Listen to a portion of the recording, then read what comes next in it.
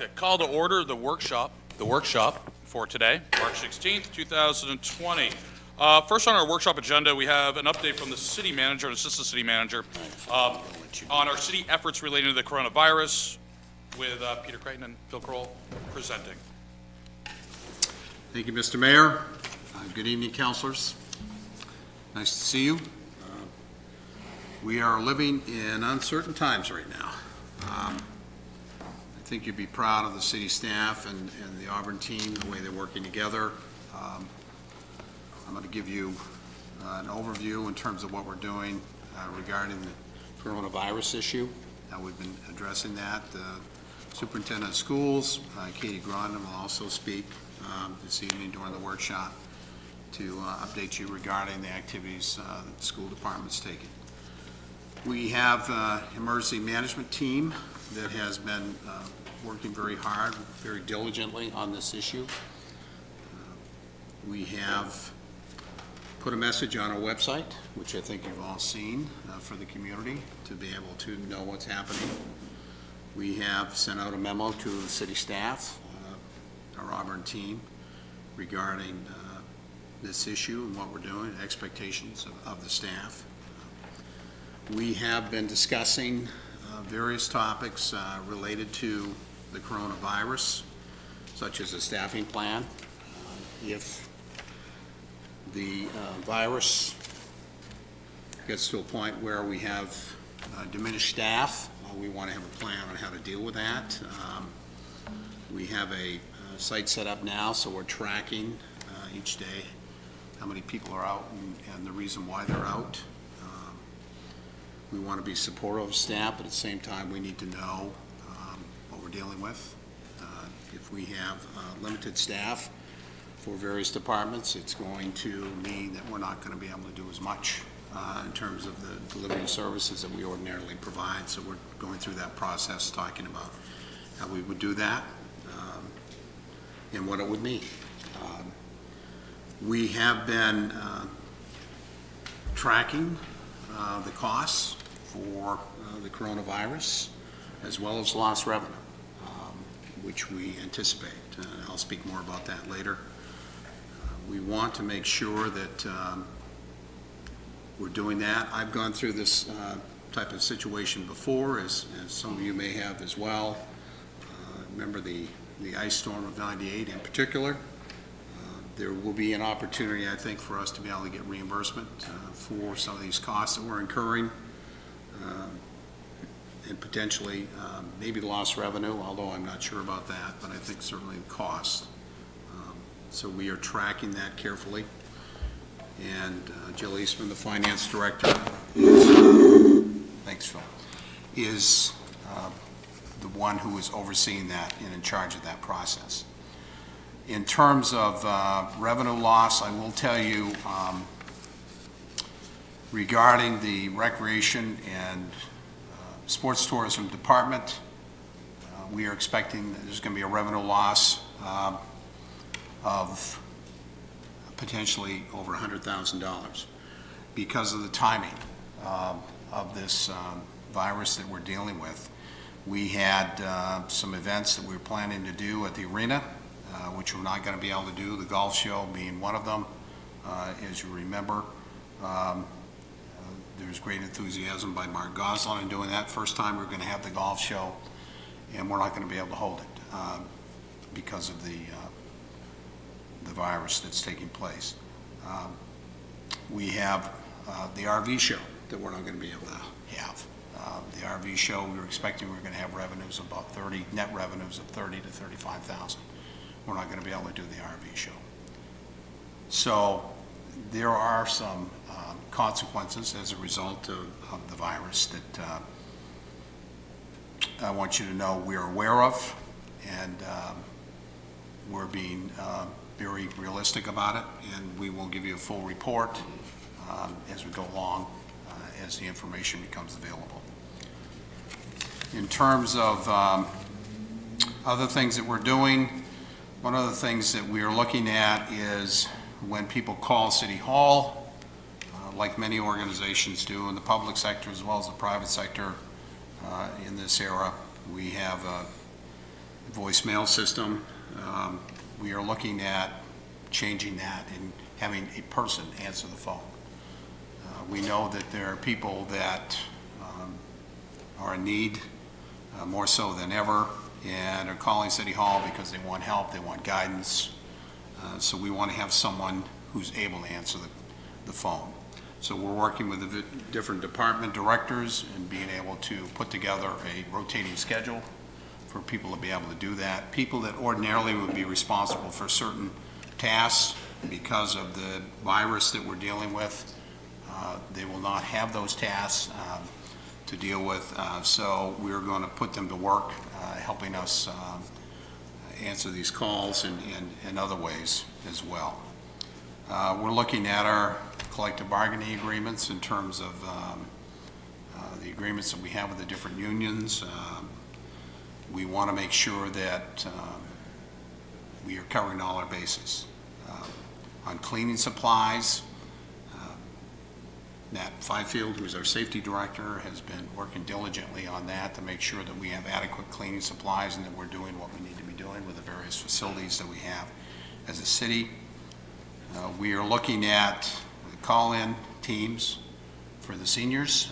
This is something that Rec Director is working on with the Assistant City Manager and also the Director of Recreation and Sports Tourism, Mark Goslin, to be able to call seniors and check up on them. With people that ordinarily wouldn't have the time to do that, but because of the fact that we're suspending our activities and our programming, we have this opportunity to be able to do this call-in to make sure that seniors are okay and that they're getting what they need. We're looking at a drive-through with meals for seniors, which would take place where Hasty is in the Senior Community Center. The Senior Community Center is closed. We've suspended our programming and our activities there for the next month, and we'll see how things go day by day. And that's something very similar to what is happening around the state. We're monitoring closely what other communities are doing, municipalities, and I think our team is doing a very good job in terms of the work that is being done. We have received a report or an update from the new Executive Director of the Auburn Housing Authority. I haven't met Martin yet. His last name is harder to pronounce than mine, if you can imagine that. I think it's Zidlowski, but I'm not sure. I'll find out. He'll probably tell me after he listens to this. The Auburn Housing Authority is also taking steps to deal with the COVID issue. He wrote to me today and wanted to inform me that as of tomorrow morning for the next 2 weeks thereafter, we've closed their office to the public. Tenants, applicants, vendors. He says our office staff will continue to work out of the 20 Great Falls Plaza office. We have offered work and home opportunities to employees as needed. We're also looking at that in terms of our situation. There are certain positions that we have, jobs that we have in the city where people could work at home and be very productive, and we want to look at that and are working on that. In his letter, he also says maintenance staff continues to address work orders, but we've asked residents to call in only those unit or building deficiencies that are emergency in nature. So I appreciate his note to me to let me know what they're doing. At this point, before Katie speaks, Katie Grondin, the superintendent of schools, I'd like to ask Matt Fifield, the safety director, who's doing a great job, as well as Bob Chase, who's our fire chief, is doing an equally commendable job, along with Phil and the folks that are involved. I'd like to ask Matt to give an update on the COOP that we have, which is our continuity of operations plan.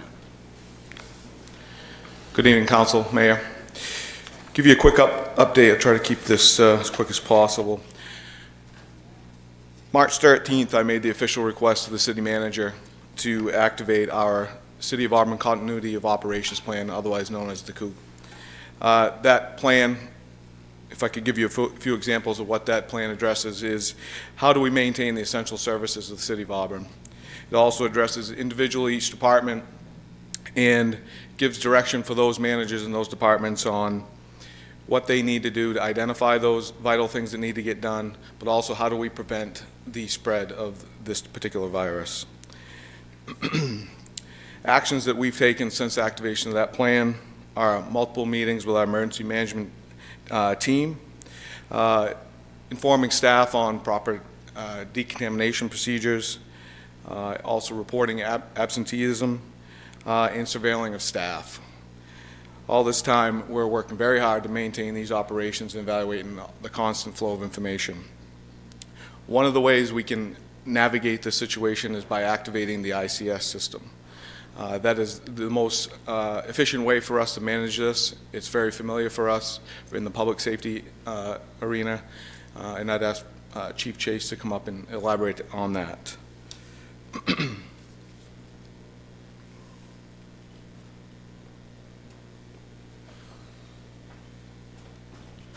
Thank you. Again, the first step of the COOP really is to activate the ICS system. And I think you guys are all in some way familiar with what that means. But on the highest level, what that means is a vetted, systematic approach toward our problem resolution as we go through time.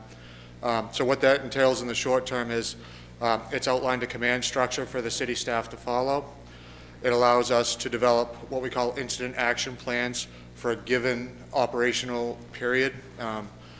I'm recommending we identify these operational periods as, for example, one would go Tuesday through Friday, and then Friday we would issue an IAP for Saturday, Sunday, Monday. That would give us time Monday to create the new plan for the following week, Tuesday through Friday. Gives all of that opportunity. It's an objective-based system. So through the plan, we develop the city's objectives. The department heads are then utilized to create the tactics to make those objectives come to fruition. All really toward the end goal, as Deputy Chief Fifield said. It's the implementation of that continuing operations plan, and also being dynamic enough that we can see this ever-changing and very fluid environment. We could react to that and reissue plans and keep people abreast of the situation and all of those things. So uniform system, really defined paths of communication and actions, and really it helps bring everybody together in a focused effort on what we're trying to achieve as a whole team. You'll start to see incident action plans and the objectives for the weeks developed in a formal way and documented, again, to help navigate the problem as we move forward. Sure. Chief Chase, I know you were on the call with Dr. Shaw today, and one of the things that he mentioned was to begin implementing plans for community transmission as opposed to plans for waiting to see the virus coming. It sounds like the COOP plans are that. In part, so the COOP plan has a series of tiered approaches as this went from, something that's on our doorstep or something that might be a few states away to something that's on our doorstep to more widespread. So the nice thing is we have a plan in place for when those incremental steps, when there's the need to potentially step up our preventative action or whatever the case might be, the plans have been outlined. Certainly it continues to be a dynamic environment. So we're always monitoring those plans, right? It's not set in stone, but at least we've got a good groundwork to base ourselves off from. But I do think that we have a plan in place for what would be considered the next step, which is community transmission and it being potentially widespread in a very close locale to our agency and or to our jurisdiction, I should say. Thanks. You give me a lot of confidence. So if I could just finish, I just want to express the level of confidence that we all have in our staff and the work that we've been putting into this. Obviously, the safety director role is a secondary responsibility of mine that now has become a primary. And one example is that I'm at City Hall most of the days now working directly on this particular issue. Our staff's been training constantly. Our staff is well equipped to the point where we have a robust supply of equipment for them. So they're protected when they go out and respond on calls. So I have the utmost great feelings that we're going to be successful. And I think as we move through this, as it develops, we'll keep you updated and move on from there. So any questions? I know that we have a much smaller immigrant and refugee population than Lewiston, but are there any kind of plans about communication that might be different in terms of that community? And we're lucky to have Fatuma Hussein in this community, and she's doing a lot of planning work and coordination and actually creating materials. So perhaps being in touch with her would be a way to make sure that those are available for our community as well. Yeah, I don't think we have any unusual factors. It's really related to the travel. If the person has the risk factors, which is travel to one of the known hot areas and/or direct contact with somebody with a known confirmed case of COVID-19. I think it's more making sure that the information, the appropriate public health information gets to our diverse communities in a way that is, that works for them. Yeah, and we, as on the city website, we referring everybody to the CDC. There's a lot of helpful tools on there, and it's on the city website as well. So, Counselor, just a comment. I think that's a good point. Phil and I can reach out to Fatuma. Yeah. Any other questions, comments? Could you touch base on the extension of the tax deadline, please? We have extended the deadline to April 1st. We could, if necessary, extend it further than that. We're taking this one step at a time, one day at a time. What prompted that is we actually had someone come in this morning, to pay their taxes, and the person said that he had the virus. And the person was quite, I wasn't there, but my understanding is the person was, didn't have ordinary behavior. And the staff were concerned downstairs, we were concerned. Assistant city manager went down, and we've taken some precautions in terms of trying to make sure that we're extra careful about what we're doing, and we just felt that pushing off that deadline to April 1st made sense. Thank you. You want me to go through the order? Oh, Mayor, if I can, I want to give Phil an opportunity to say something before I introduce Katie Grondin, the superintendent. Phil? Phil has been doing a great job on this. You all know Phil. Again, we have a very strong team here, so you can feel very good about that. Superintendent Grondin.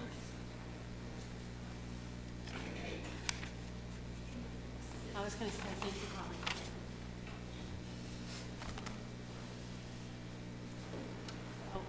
Thank you for, I know I have to touch the thing, but I have to wipe it after. The school department has been working very hard since last week when we had a sense that there was a possibility of closing. So last Wednesday, I did speak to the school committee during our budget workshop about the thoughts and getting their feedback around decision-making, and I do want to thank the school committee for being extremely, extremely supportive throughout this. When you have to lead something like this, it always helps to have a team beside you in the work. And so I also want to publicly thank my management team, my administrative team, and all my staff really stepping up in unprecedented times and working really hard to look at everything from different angles as we made decisions. Working with the Western Maine Regional Superintendents Group, other colleagues in other regions. So things obviously this weekend began to change very quickly as Cumberland County Superintendent Region was going to close and making the announcement at 8 o'clock Saturday. Following our meeting with superintendents at 3:30 on Saturday with the Commissioner of Education. I appreciate the Commissioner of Education as well, doing everything she can to support us. She's in a predicament that she can't make decisions.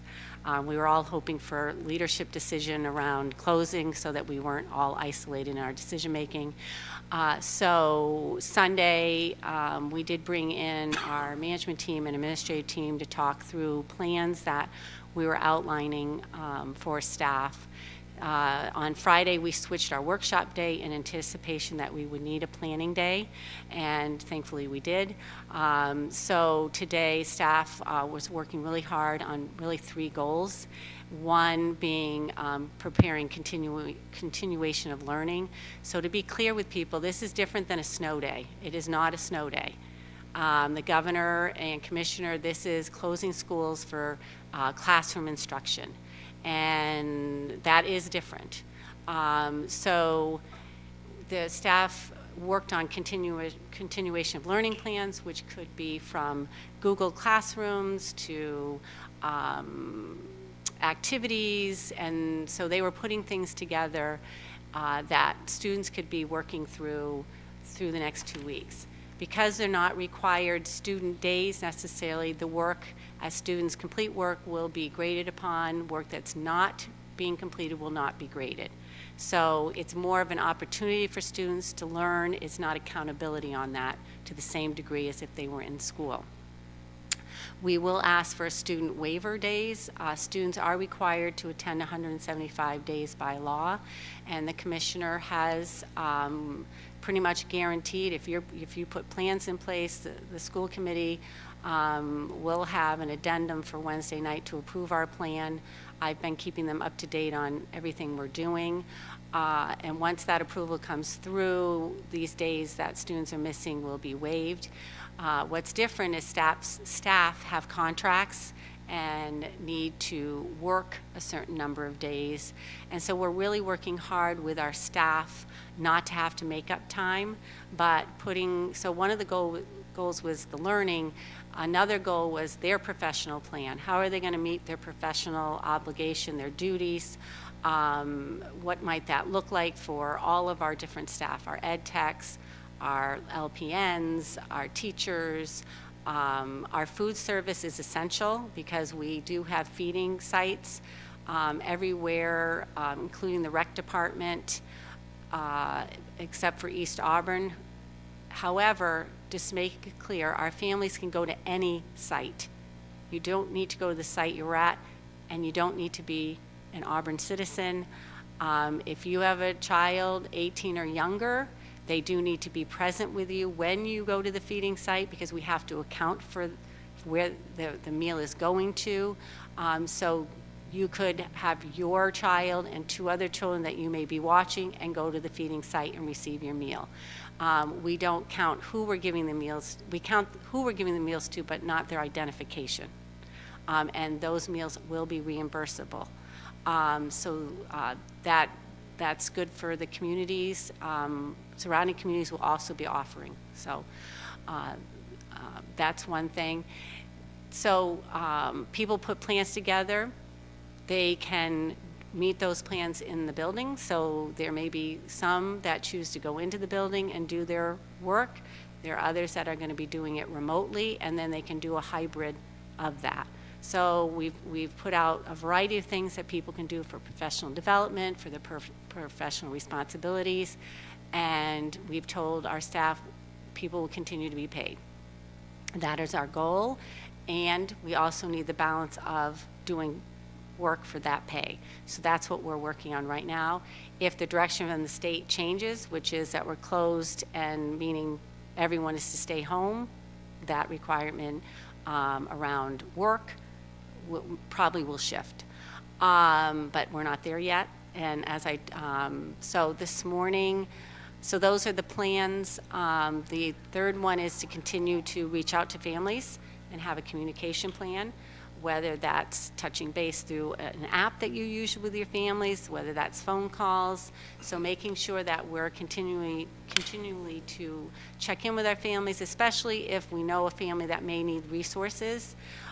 We've talked about working on a resource page because there's been wonderful community members stepping up and saying, if a family needs food, please let me know. I'll bring food over. So we may start a resource, and that might be something we can partner with the city on, is if there's a family in need, how do we get the resources they need? We had, this morning, I addressed all staff through a Zoom meeting so that one message went out and they could ask questions regarding things that they were concerned about, and the feedback was very positive, that anxiety came down. It's hard over the weekend because, you know, they were worried about everything, and I think after today's meeting this morning, anxiety came down. I met with the AEA union this afternoon, Labor Management, and they were very pleased about how things were being handled to balance out everyone's anxieties, sharing that. I also have a daughter in Boston that is working from home and, you know, could be laid off any moment. So I understand that you have to focus on work, and we all have a lot of personal stress going on. And I think we have to remember that sending students home is great for the community, and it puts a lot of stress on our families. And I recognize that, and we're just hoping to flatten this curve so that we can get to the other side. So I thank you for all your support, and I heard, Brian, that you're putting a resolve tonight for the school department, and I greatly appreciate that. I had one question, Ms. Rhonda. I know we didn't, where we talked last Wednesday, we didn't actually get to the survey for the students about who had internet service. Yes. Have we been able to find anything out, or are we just pushing out the information that Spectrum is offering the? Yeah, we pushed out the Spectrum information. That was definitely in our letter. We had 80% of the students respond with, of the total body at EL, and 40 students identified that they did not. And I did not get the numbers from the middle school, but what we did talk about yesterday is they know which families may not have it. We're expecting that once things go out, especially 7 through 12, parents will call and ask, you know, how can we access? What we did talk about is you need to have an alternative. So if a family can't get that access, we need alternative opportunities for those students. So we did talk about that. So yes, everybody's working hard to make sure we're connecting. But thank you for asking. Kate? Katie, thank you. Can you clarify there's going to be a feeding site at every school except for East Auburn Middle School, or East Auburn? Auburn, Community because School. it has to be within the 50% qualifications. So you'll see, I don't know it off the top of my head, but they're all listed. It's all on our website right now. It's on our Facebook page. We did put a survey together tonight because our food service, like if people could fill out the survey just to give us a ballpark for tomorrow, because we have so many sites and we want to make sure we have plenty. I mean, what they'll probably be doing is radioing, you know, saying, okay, well, our site may be depleted, but here's another site that you could go to. We also know that there'll be families calling, I can't get to the site, is there going to be other options? I have staff members that have said, we'll do whatever it takes. So that's what we're going to do. That's great. And I know there are community members who are also saying that they're willing to help with anything Yes, with exactly. delivery or with Right. supporting that feeding site, Yep. so thank you. Is there a time window for when there's pickup available and breakfast? It starts at lunch? 11 o'clock. At 11, And so within, lunch. I think it's 11 to 1. 11 to 1, awesome, I thank have you. to picture things.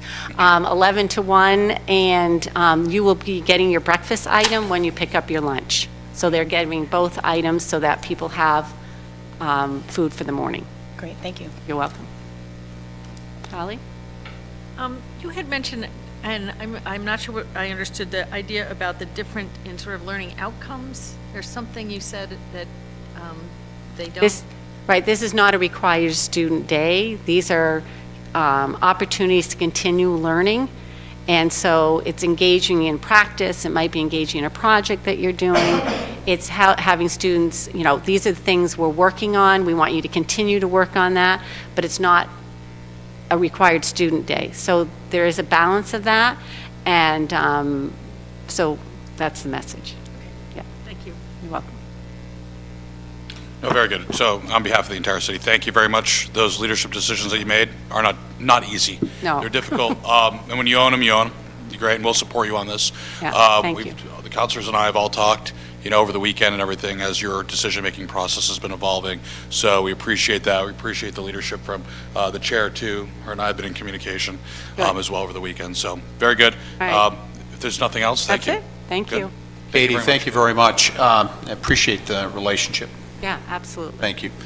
Phil, I think you have one more thing you want to add.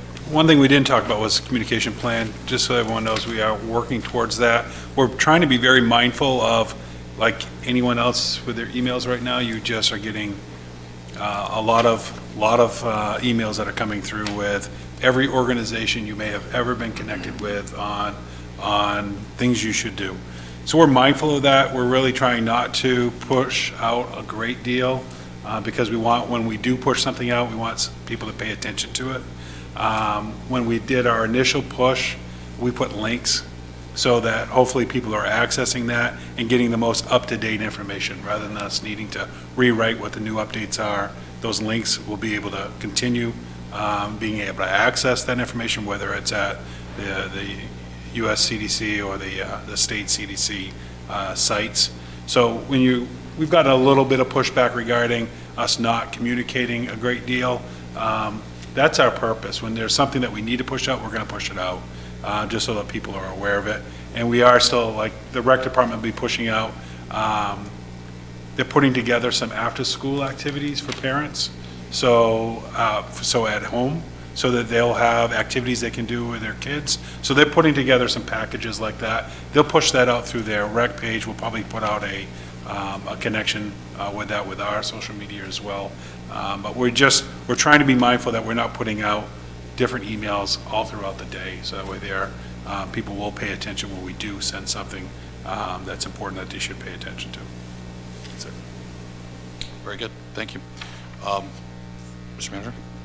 Mayor, councilors, thank you for your support during this time. Staff appreciates it very much. Thank you. Same topic and yeah, of course, please.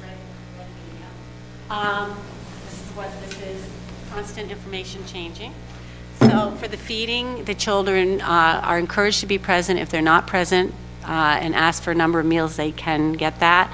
And we also can deliver to families that may be quarantined. So we'll be working on that plan tomorrow. I will, when I leave this meeting, go back to my office and update our information on the website to reflect the notification we just received. So this is what's happening is every day, every minute you open it up and we have new direction. So, but I want, if the community was listening, Yes, they no, need, perfect. they can. No, thank you very much. Thank you. And yes, things do change rapidly. Before we go on to the next agenda item, I just want to dovetail. Obviously, as things have been moving fairly quickly, the council and I and city's management have been working on contingency plans and what do we have to do. There's several things on tonight's agenda that are relatively new. I just want to quickly go over them with you. You all, counselors, you all have a paper copy in front of you.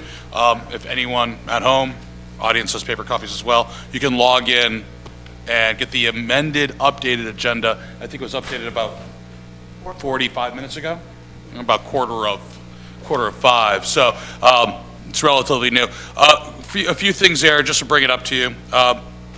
We have several resolutions. I asked Councilor Carrier to think about crafting a resolution in support of the school department and their actions. That is here. I also asked Councilor Boss to come up with a resolution encouraging the public through public health and safety what the appropriate steps are. That's an ever-changing document, but I think we have the most recent last version on us right now. So we'll be going over this during the normal agenda for the meeting tonight, but I want to make sure during the break you all have a copy of those. We're also bringing forth several orders. One order is to authorize the city council as well as other deliberating bodies to go into telephonic communications to conduct normal business. Currently, that is not lawful in Maine, but we are looking for, not just ourselves, the Maine Municipal Association, as well as the Attorney General's office have been talking about that, and that should be happening, we hope, but we're gonna get this out there now so we can vote on it, so when it does happen, we don't miss a beat. So very proactive step there. Second, we have another resolve, excuse me, I'm sorry, wrong resolve. Second, we have a order really making available $50,000 from the city's emergency reserve fund in order to use as a bridge loan, gap loan, immediate, short-term, low dollar amount in order to cover that gap of time between when SBA, State of Maine monies can be available and the next payroll, which is for most small businesses, Friday. So this is a small step we can do for small businesses in order to help bridge that gap and assist them in their continuation. I say that 3 times fast. I've said it a lot today. Continuation of business plans. Again, we'll go over this a Mr. little Mayor? bit. Yes. Just a question, do we know when the SBA will kick in? We have all the information that was just given down from the SBA, but like anything else, it's really dependent upon the individual, the process, how many are coming in, and the time it takes to process. Normally from the SBA, the Small Business Administration, and I've used the SBA numerous times in the past, their definition of small does not normally match up with our definition of small. Okay, small businesses anywhere from 50 to 100 or 300, I believe. But in Auburn, we have a lot of businesses that are 5 to 6 people. So very small, mom and pop, local backbone of our economy. It should be relatively quick with the President's declaration of emergency. It really streamlines the regulatory process. But again, this is a stopgap measure in order to make sure there's no holes in the process and make sure our businesses are taken care of. Second would be a order reallocating $10,000 that was approved in last year's budget to help with food insecurity in the form of micro grants. We were at the 11th hour of that process. We had some great applications, but we need to reallocate that so it's going directly to the people who need it in a relatively quick amount of time. You'll see in this order distribution in 3 primary formats. One at the PAL Center, which, as you can imagine, in our downtown hub, is going to be a center for children and those in need. Another one will be to Promise Early Education Center to create a food pantry at their Auburn location. And another one directly to the Auburn Rec Department so they can prepare and providing free meals to go for our seniors and families. So again, we're trying to fill in some of the holes, more immediate holes, without waiting for the larger funds and everything to flow down. And yes. I really appreciate the being proactive in this. I think it's going to make a big difference. I'm just curious, the people who had applied for the micro grants, will they be individually contacted to let them know what's going on? Okay. Yes. And then lastly, we have a order actually banning, where did I lose, not banning, but postponing all community meetings. I don't think I grabbed that one, hold on. I think it's a resolve. Is it a resolve that we put on there? Yeah. Okay. Basically taking all of our non-essential community meetings, i.e. everything other than planning board, city council meetings, and any state statute require meetings of committees or commissions to not occur for the next 30 days. Obviously that can be changed as the situation changes, but 30 days is an initial good starting point. And hopefully it could be less than that, but let's say 30 days to be safe. Okay? So again, we'll talk more about that later on tonight, but if there's any initial questions, please ask now. Do we have that particular resolve in our packet? We'll get it. I'm not seeing it here, Okay. so I'll find out where it is. That should be added to. So we'll have that, and I believe the form of an order versus a resolve. Okay. So, because we have to, there's a little, not a recommendation, but an actuality. So that is just our update. So the City Council has been working, and you all, thank you for taking my calls over the weekends and Friday and so far today. So if there's any other ideas from the council, as this progresses, as the situation progresses, of course, we're in constant communication between ourselves and with city staff. So, and with our constituents. So with that, we're going to move it along in the agenda. We have other business that is not related to COVID-19 that we must go over as well. Fire trucks. Chief Chase. This is a continuation of a conversation Chief had last year with regards to fire trucks. I'll let him explain more, but thank you very much. This is related to a CIP item that will be happening in this year's budget. Thanks for your time. To give you a little history, last year through the capital request process, we had requested $650,000 for the purchase of a new fire engine. At the time, that request was based on an estimate based on some other trucks that had taken delivery, very similar to what we would be looking for a truck, and also what we had paid for the most recent engine we bought in 2012. So again, we requested $650,000. At that time, the council approved an amount of $550,000 for a fire engine. We went to work in our process of trying to specify a truck that would meet our needs. I'll give you a little perspective. In 2012, we purchased the most recent fire engine, and that project cost was $664,500. And Lisbon just took delivery of a truck very similar to what we were looking for a cost of $675,000. So our process started, we really went from the ground up and trying to be as efficient as we could. We started with a needs assessment, which created a feature list for our apparatus. From that, we created what we called a concept truck, if you will. It was the concept of what we needed to have for an apparatus to meet our needs. And then we went through quite a process to try to vet that concept. So we actually took a lot of case studies from previous responses that we had and said, hey, if this truck had been here, what functions would it have provided, what might not have it provided, and tried to feel that we would be comfortable to meet the community needs based on our concept.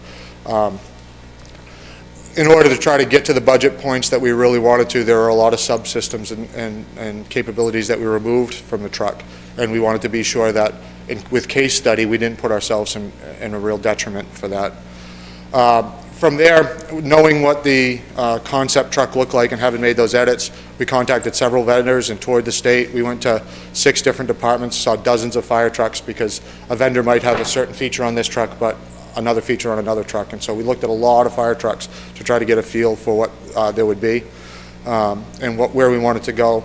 And from that, the group collectively said, hey, this truck is most like what's going to meet our needs and what our concept is. We then got a sample specification on that truck and began to build. And we went through every line item. It's a 109-page document, and trying to filter out and weed out some of the things that might have driven costs and make sure that we got the most efficient one that we did. After the specification was written, we went out to bid. The current bids, the bid that we have for the truck is for $633,000. I'll give you the exact number, and I know it's part of your package. Again, we were being really aggressive on knowing that the last truck cost us, $666, and that was 8 years ago. We had asked for $650. The current bid is $633,192. And having had conversations with the finance director, Jill Eastman, and upon recommendation, she recommended that I come back. And I actually got feedback from the council during last budget season as well to do our due diligence to try to hold the cost as much as we could, and if there was a need to come back to the council and look for approval. The finance director and I am recommending or asking, if you will, that you give us approval to go ahead with moving forward with the purchase of this truck and approving $100,000. Basically the difference in gap, the $550 that was approved versus the $650 that was originally asked for in the upcoming capital year. If we get approval now, we could execute this contract. This current quote is good for 30 days. We could execute this contract. We have currently approved enough money from last year's capital to start the contract and put the deposit on the truck. The delivery time for this apparatus is 420 calendar days. So we're certainly interested in getting the process moving, and by putting the deposit in, getting the thing on order, and starting the build and design process, it gets that calendar moving and allows us the opportunity to approve the other $100,000 in this year's capital request. So that is my request at this time. I'm happy to entertain any questions. Yes, sir. Go, please. Thank you. I just had a question. Do we have the available funds to take advantage of the $9,700 prepayment if we were to authorize that? Just take off almost $10,000 of the purchase price by paying 100% at once? We wouldn't have to pay the 100%. We do have the funds available, the $326,579. That was approved. More than that was approved in last year's capital, so we could take advantage of that amount of prepayment. We would not have enough for the full prepay, option 2, nor would I encourage you to do that. It's always nice to hold something in reserve when dealing with the vendors and holding them to the line. Any other questions specifically pertaining to the fire truck, not to the process in which to approve, which I'll cover? This is general, but I'm just wondering, we need to be considering and reconsidering a lot of different things because of what may be happening. When does this come into play? Well, We haven't seen our budget proposals yet. No, we have not seen our budget proposals. This is going off of guidance from last council, looking for, and they asked for 650, we authorized 550. If the council is, we can wait till, if we wait, obviously, till approval of the CIP, I believe we'll be past that early payment window. Yeah, there's the opportunity that the price could change. The current pricing is good for 30 days. And yes, Councilor, everything is kind of a little bit of flux. We have to look at that. We also have to look at basic needs. If the council's encouraged, or if the council feels that this is a top priority regardless of the environment in which we're in, then I would recommend that us executing an order either tonight or on next meeting, April 6th, probably be more logistically relevant, authorizing this capital expenditure on top of the 550 that's already been earmarked. So it'd be an additional 79, 90, I can't do the math. 83, thanks, math guy. $83,000 from our contingency fund, correct? It would.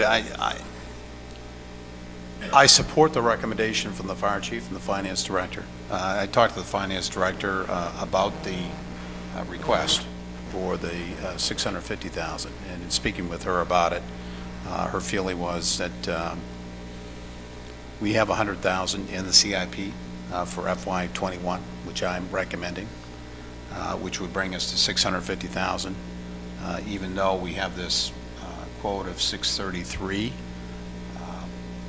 I think we'd be more comfortable with the $650, and then if we don't have to spend the $650, then that money would go into the fund balance. So we think that fire chief has done a great job with his team. They've been very diligent. He's given me several updates during this process as they've gone through this, and he's worked closely with the union as well in doing this. So I highly recommend that you approve the $650. I'm sorry that's kind of happening the way that it is, but this is a result of the fact that council wanted to see if we could get a better price, and we're not able to do that. So We did versus the 650. I mean, it's better. well, So the negotiations have different outcomes. again, I'm not sure the 633 is the number that we're comfortable with, but so. Council, if everybody's okay with that, I'd like to have this included in the April 6th agenda, so we can get some public feedback as well as discuss and debate ourselves. Okay. Just one question for the fire chief. You said 30 days. Will the vendor hold to that if we do it? I will contact them. Yeah. 30 days, yeah, the bid was submitted. Actually, we didn't do the opening until, was it March 2nd? The date seems like that might be predated. But anyway, it was 30 days from March 2nd according to there. So I will contact them to see if, a week or two will hold the price. I would expect that that's probably very likely that they could do that. Very good. Thank you. Thank you, chief. Thanks, Chief. You got a CD player on that thing? Nope, Oh, AM only? no, non-essential.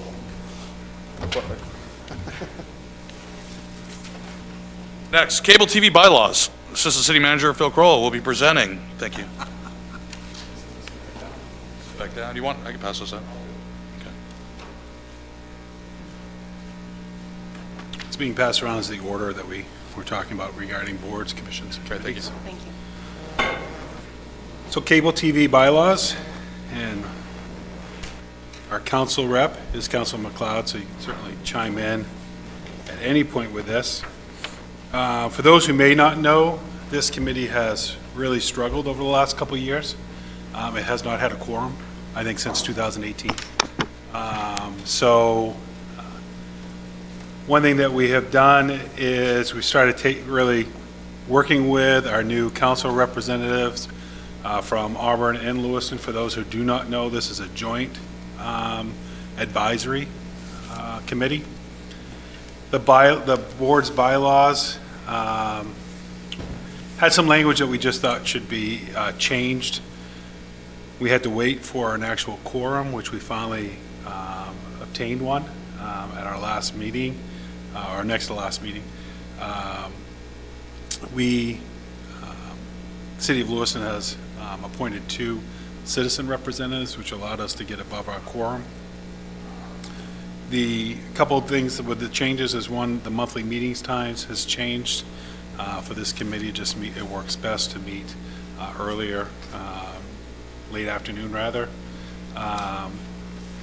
We proposed striking language relating to video conference or telephone attendance. That was in there currently. It's the only committee or board that had that. With that language, it also changed the quorum. So we eliminated that, reduced our quorum amount. So that was the change in that language.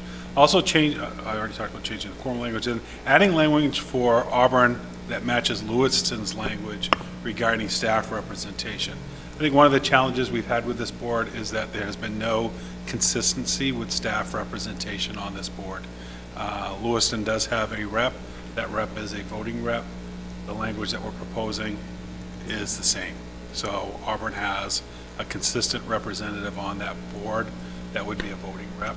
Very similar to the way Lewis and Auburn 911 system is set up.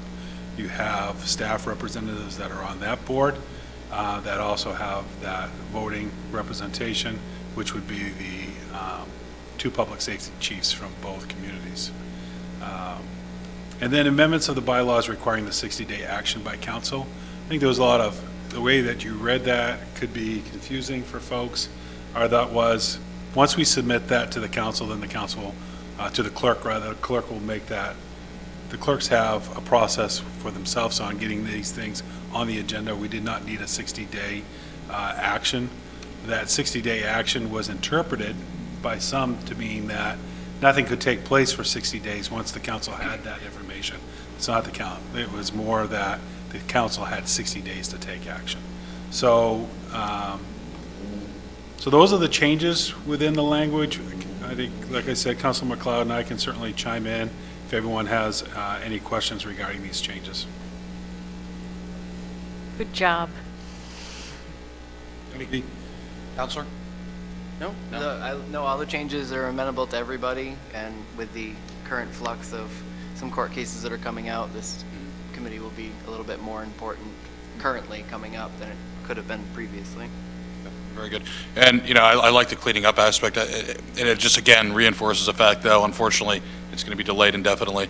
The mayor's ad hoc committee on trying to recoup or relook at all of our committees, commissions, and boards and fix all those idiosyncrasies that we may or may not have. So, very good. This will come up, I take it in order on our next meeting, correct?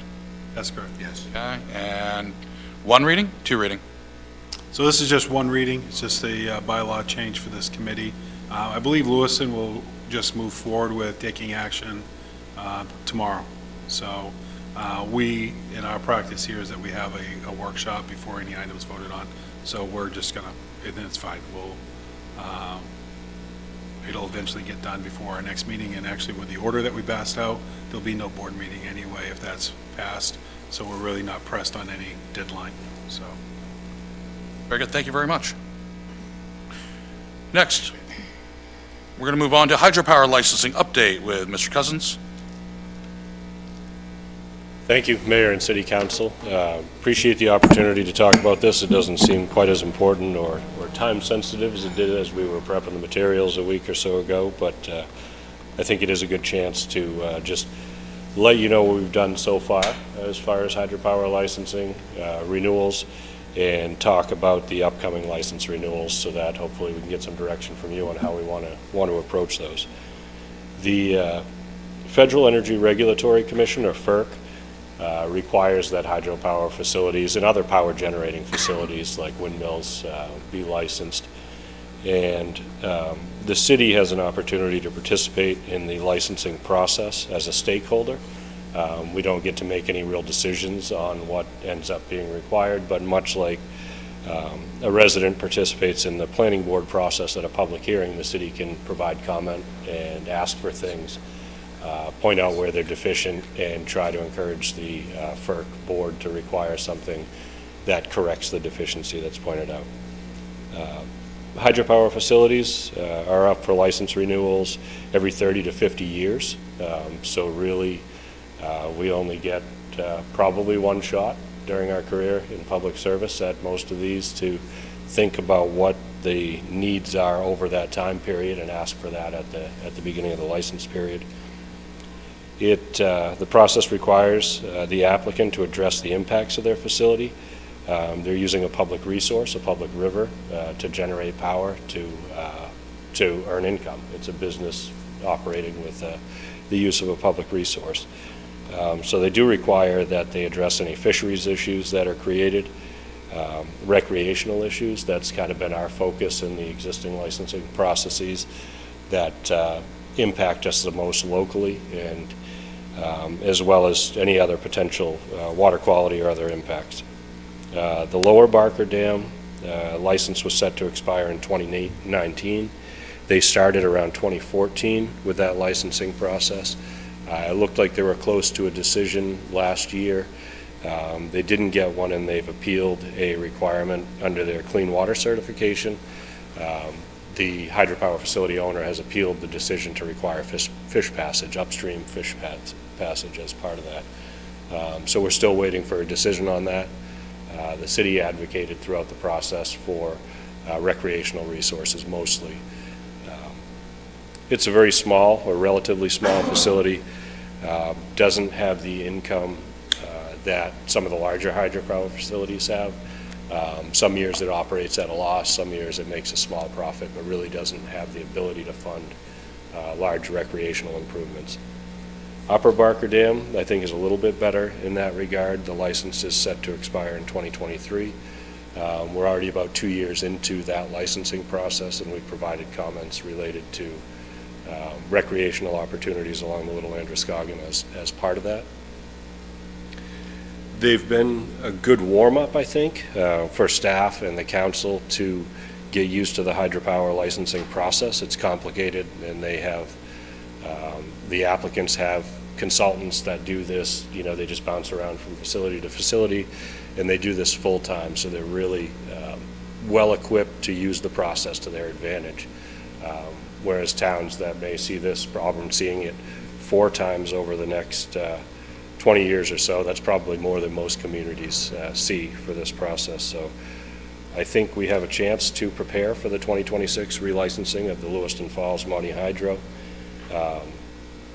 I gave some background on some of the existing tax sharing agreements that exist for that facility in the written materials, and my suggestion on that one is to just start over the coming months to talk about what existing recreational amenities are desired in our existing plans, talk about any new ones that may not have been pointed out that may be necessary around that impoundment.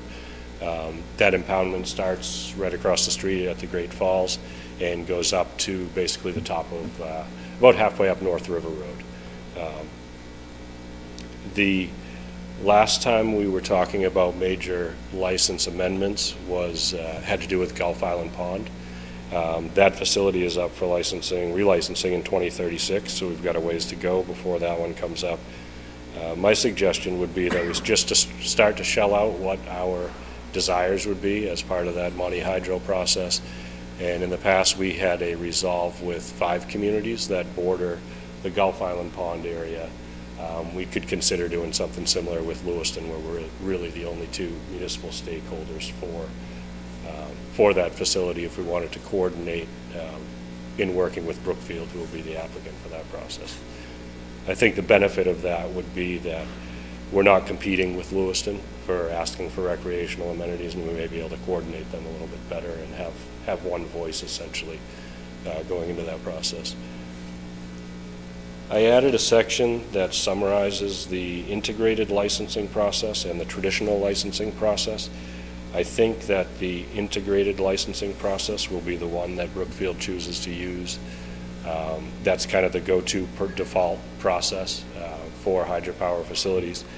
The traditional process is the one that the Barker Mill, upper and lower, had chosen to use. And it allows for a little bit less kind of front-end issue identification, and then you kind of hash it out through the process. The integrated process will really hopefully identify all the issues early, and I think we can be better prepared to identify those for the applicant if we know what they are and we know what we want. I suspect that process will start next year, so over the next 3 to 6 months, it would be great to just start to know what the council's expectations are. Lastly, I just want to mention it so it doesn't get lost over time. The existing Gulf Island Dam license, which is at the north end of North River Road and extends beyond Maine's newest state park, the Riverlands State Park, all the way up into Turner. An existing license requirement for that one is that the applicant, Brookfield, build a carry-in or trailered boat launch.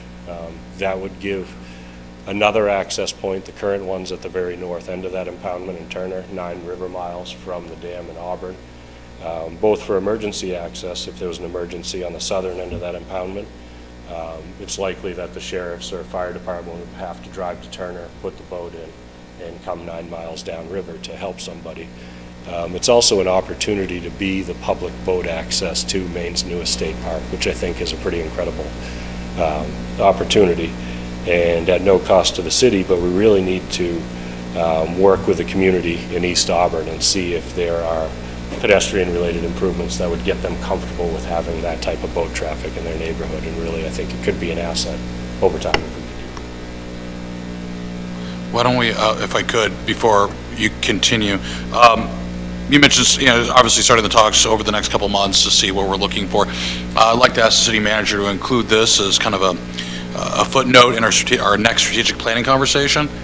Let's see, as we're making our own internal plan, let's have a secondary plan that talks about recreation, which is part of the strategic plan, and recreation opportunities and how it could fit in with the FERC relicensing negotiations.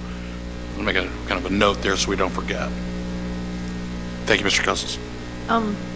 Mr. Cousins, I'm sorry, this is really complicated, and even having spent 2 years before this and then a couple years before that, is it correct to say that we have an opportunity to work with these companies, these entities that have the rights to this place to say, if we continue to have a relationship with you, then we want to have this?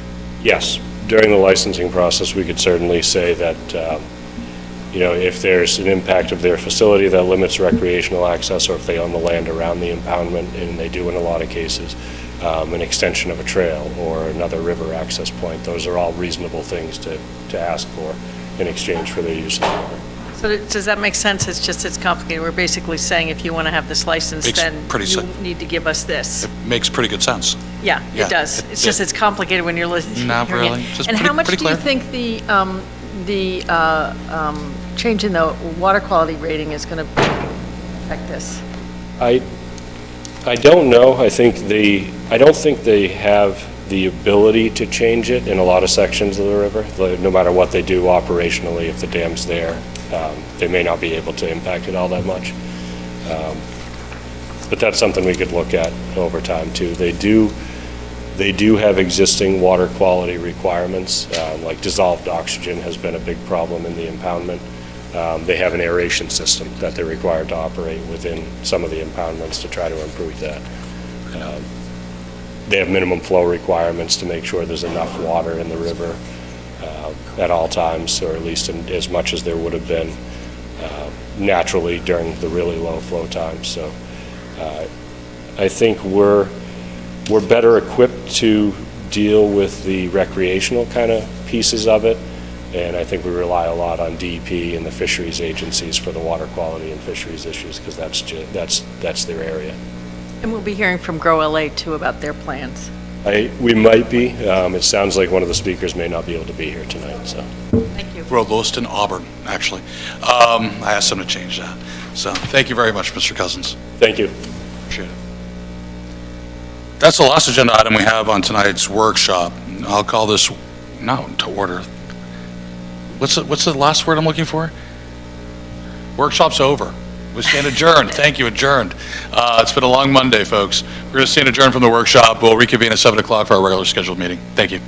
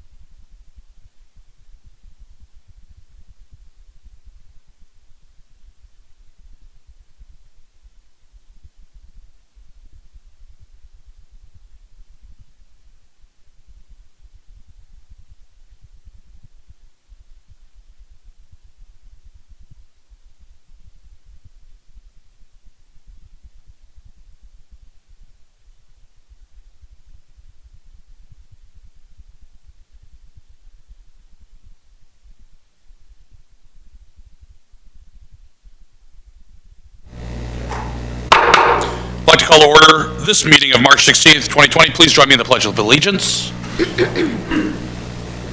pledge allegiance to the flag of the United States of America, and to the republic which stands, one nation, under God, indivisible, with liberty and justice for all. Thank you very much. First on the agenda, we have the minutes of the March 2nd regular council meeting. Are there any corrections? If not, I'll entertain a motion to approve the minutes of the March 2nd, 2020 meeting. So moved. Second. I have a motion from Councilor Carrier and a second from Councilor Boss. All those in favor, show of hands. Minutes are approved by a vote of 5-0. Now we're going to move on to communications. Thanks. Communications, presentations, and recognition. First, Androscoggin River water quality classification. Is Mr. Rubens here tonight, or is he? Very good. We're just going to remove that from the agenda. We'll put it on the next meeting agenda when they can get here. Next, we have a presentation about the water district and water rate increases. Mr. Sid Hazelton, the superintendent of the water department. Please either have a seat there or at the podium, whatever you're more comfortable with.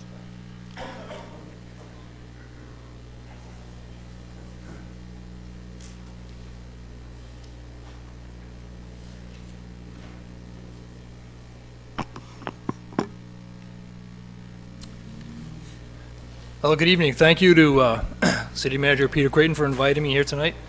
Mayor, City Councilors. I've got an update for you. You can see on the screen.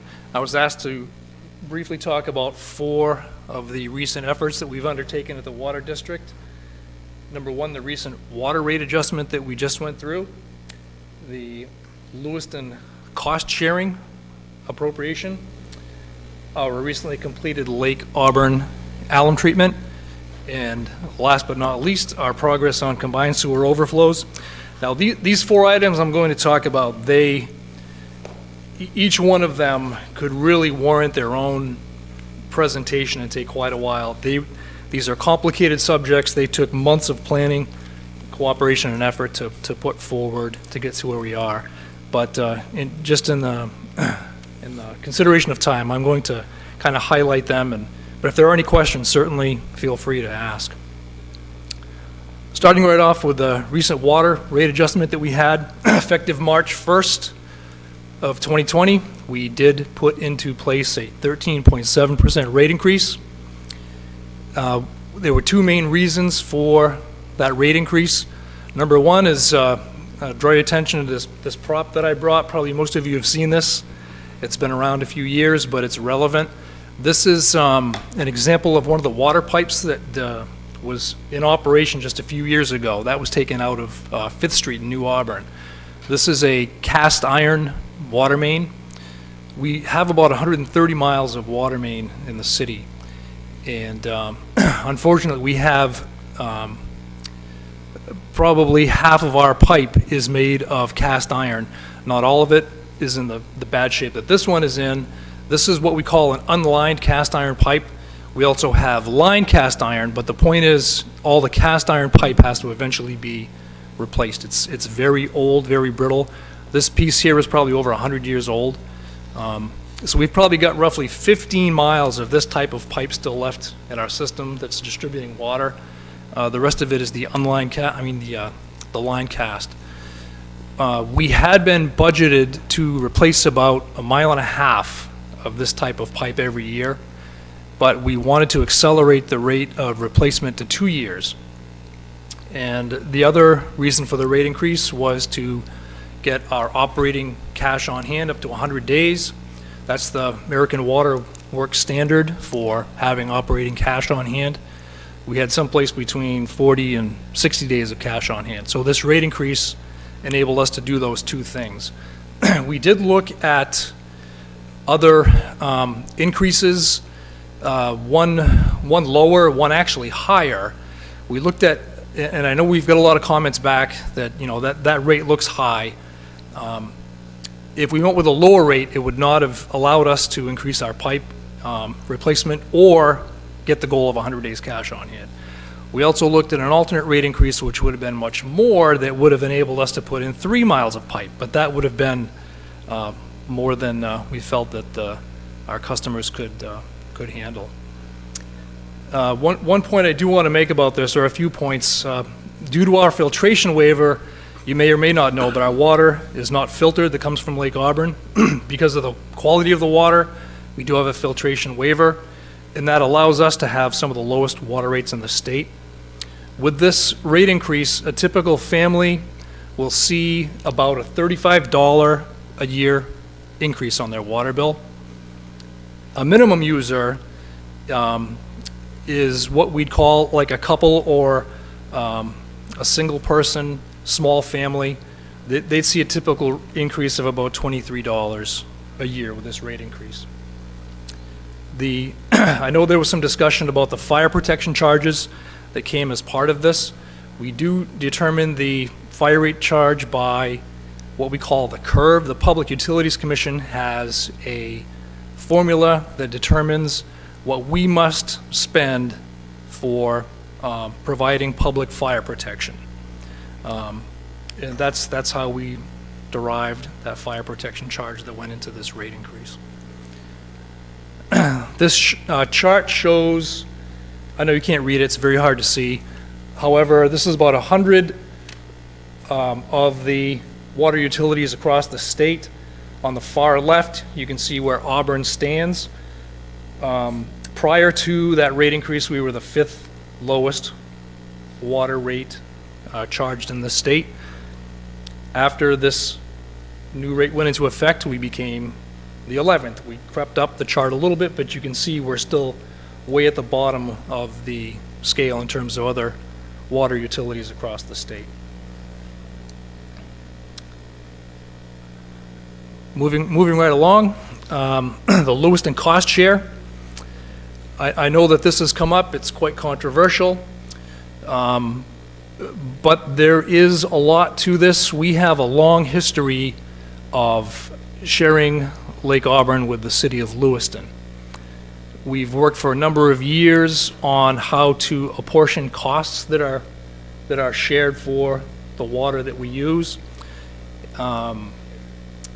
Currently, the cost of all of the treatment chemicals that are being used, the power that's used at the treatment plant, the UV stands for ultraviolet light, the UV building insurance, that's all apportioned based upon water usage.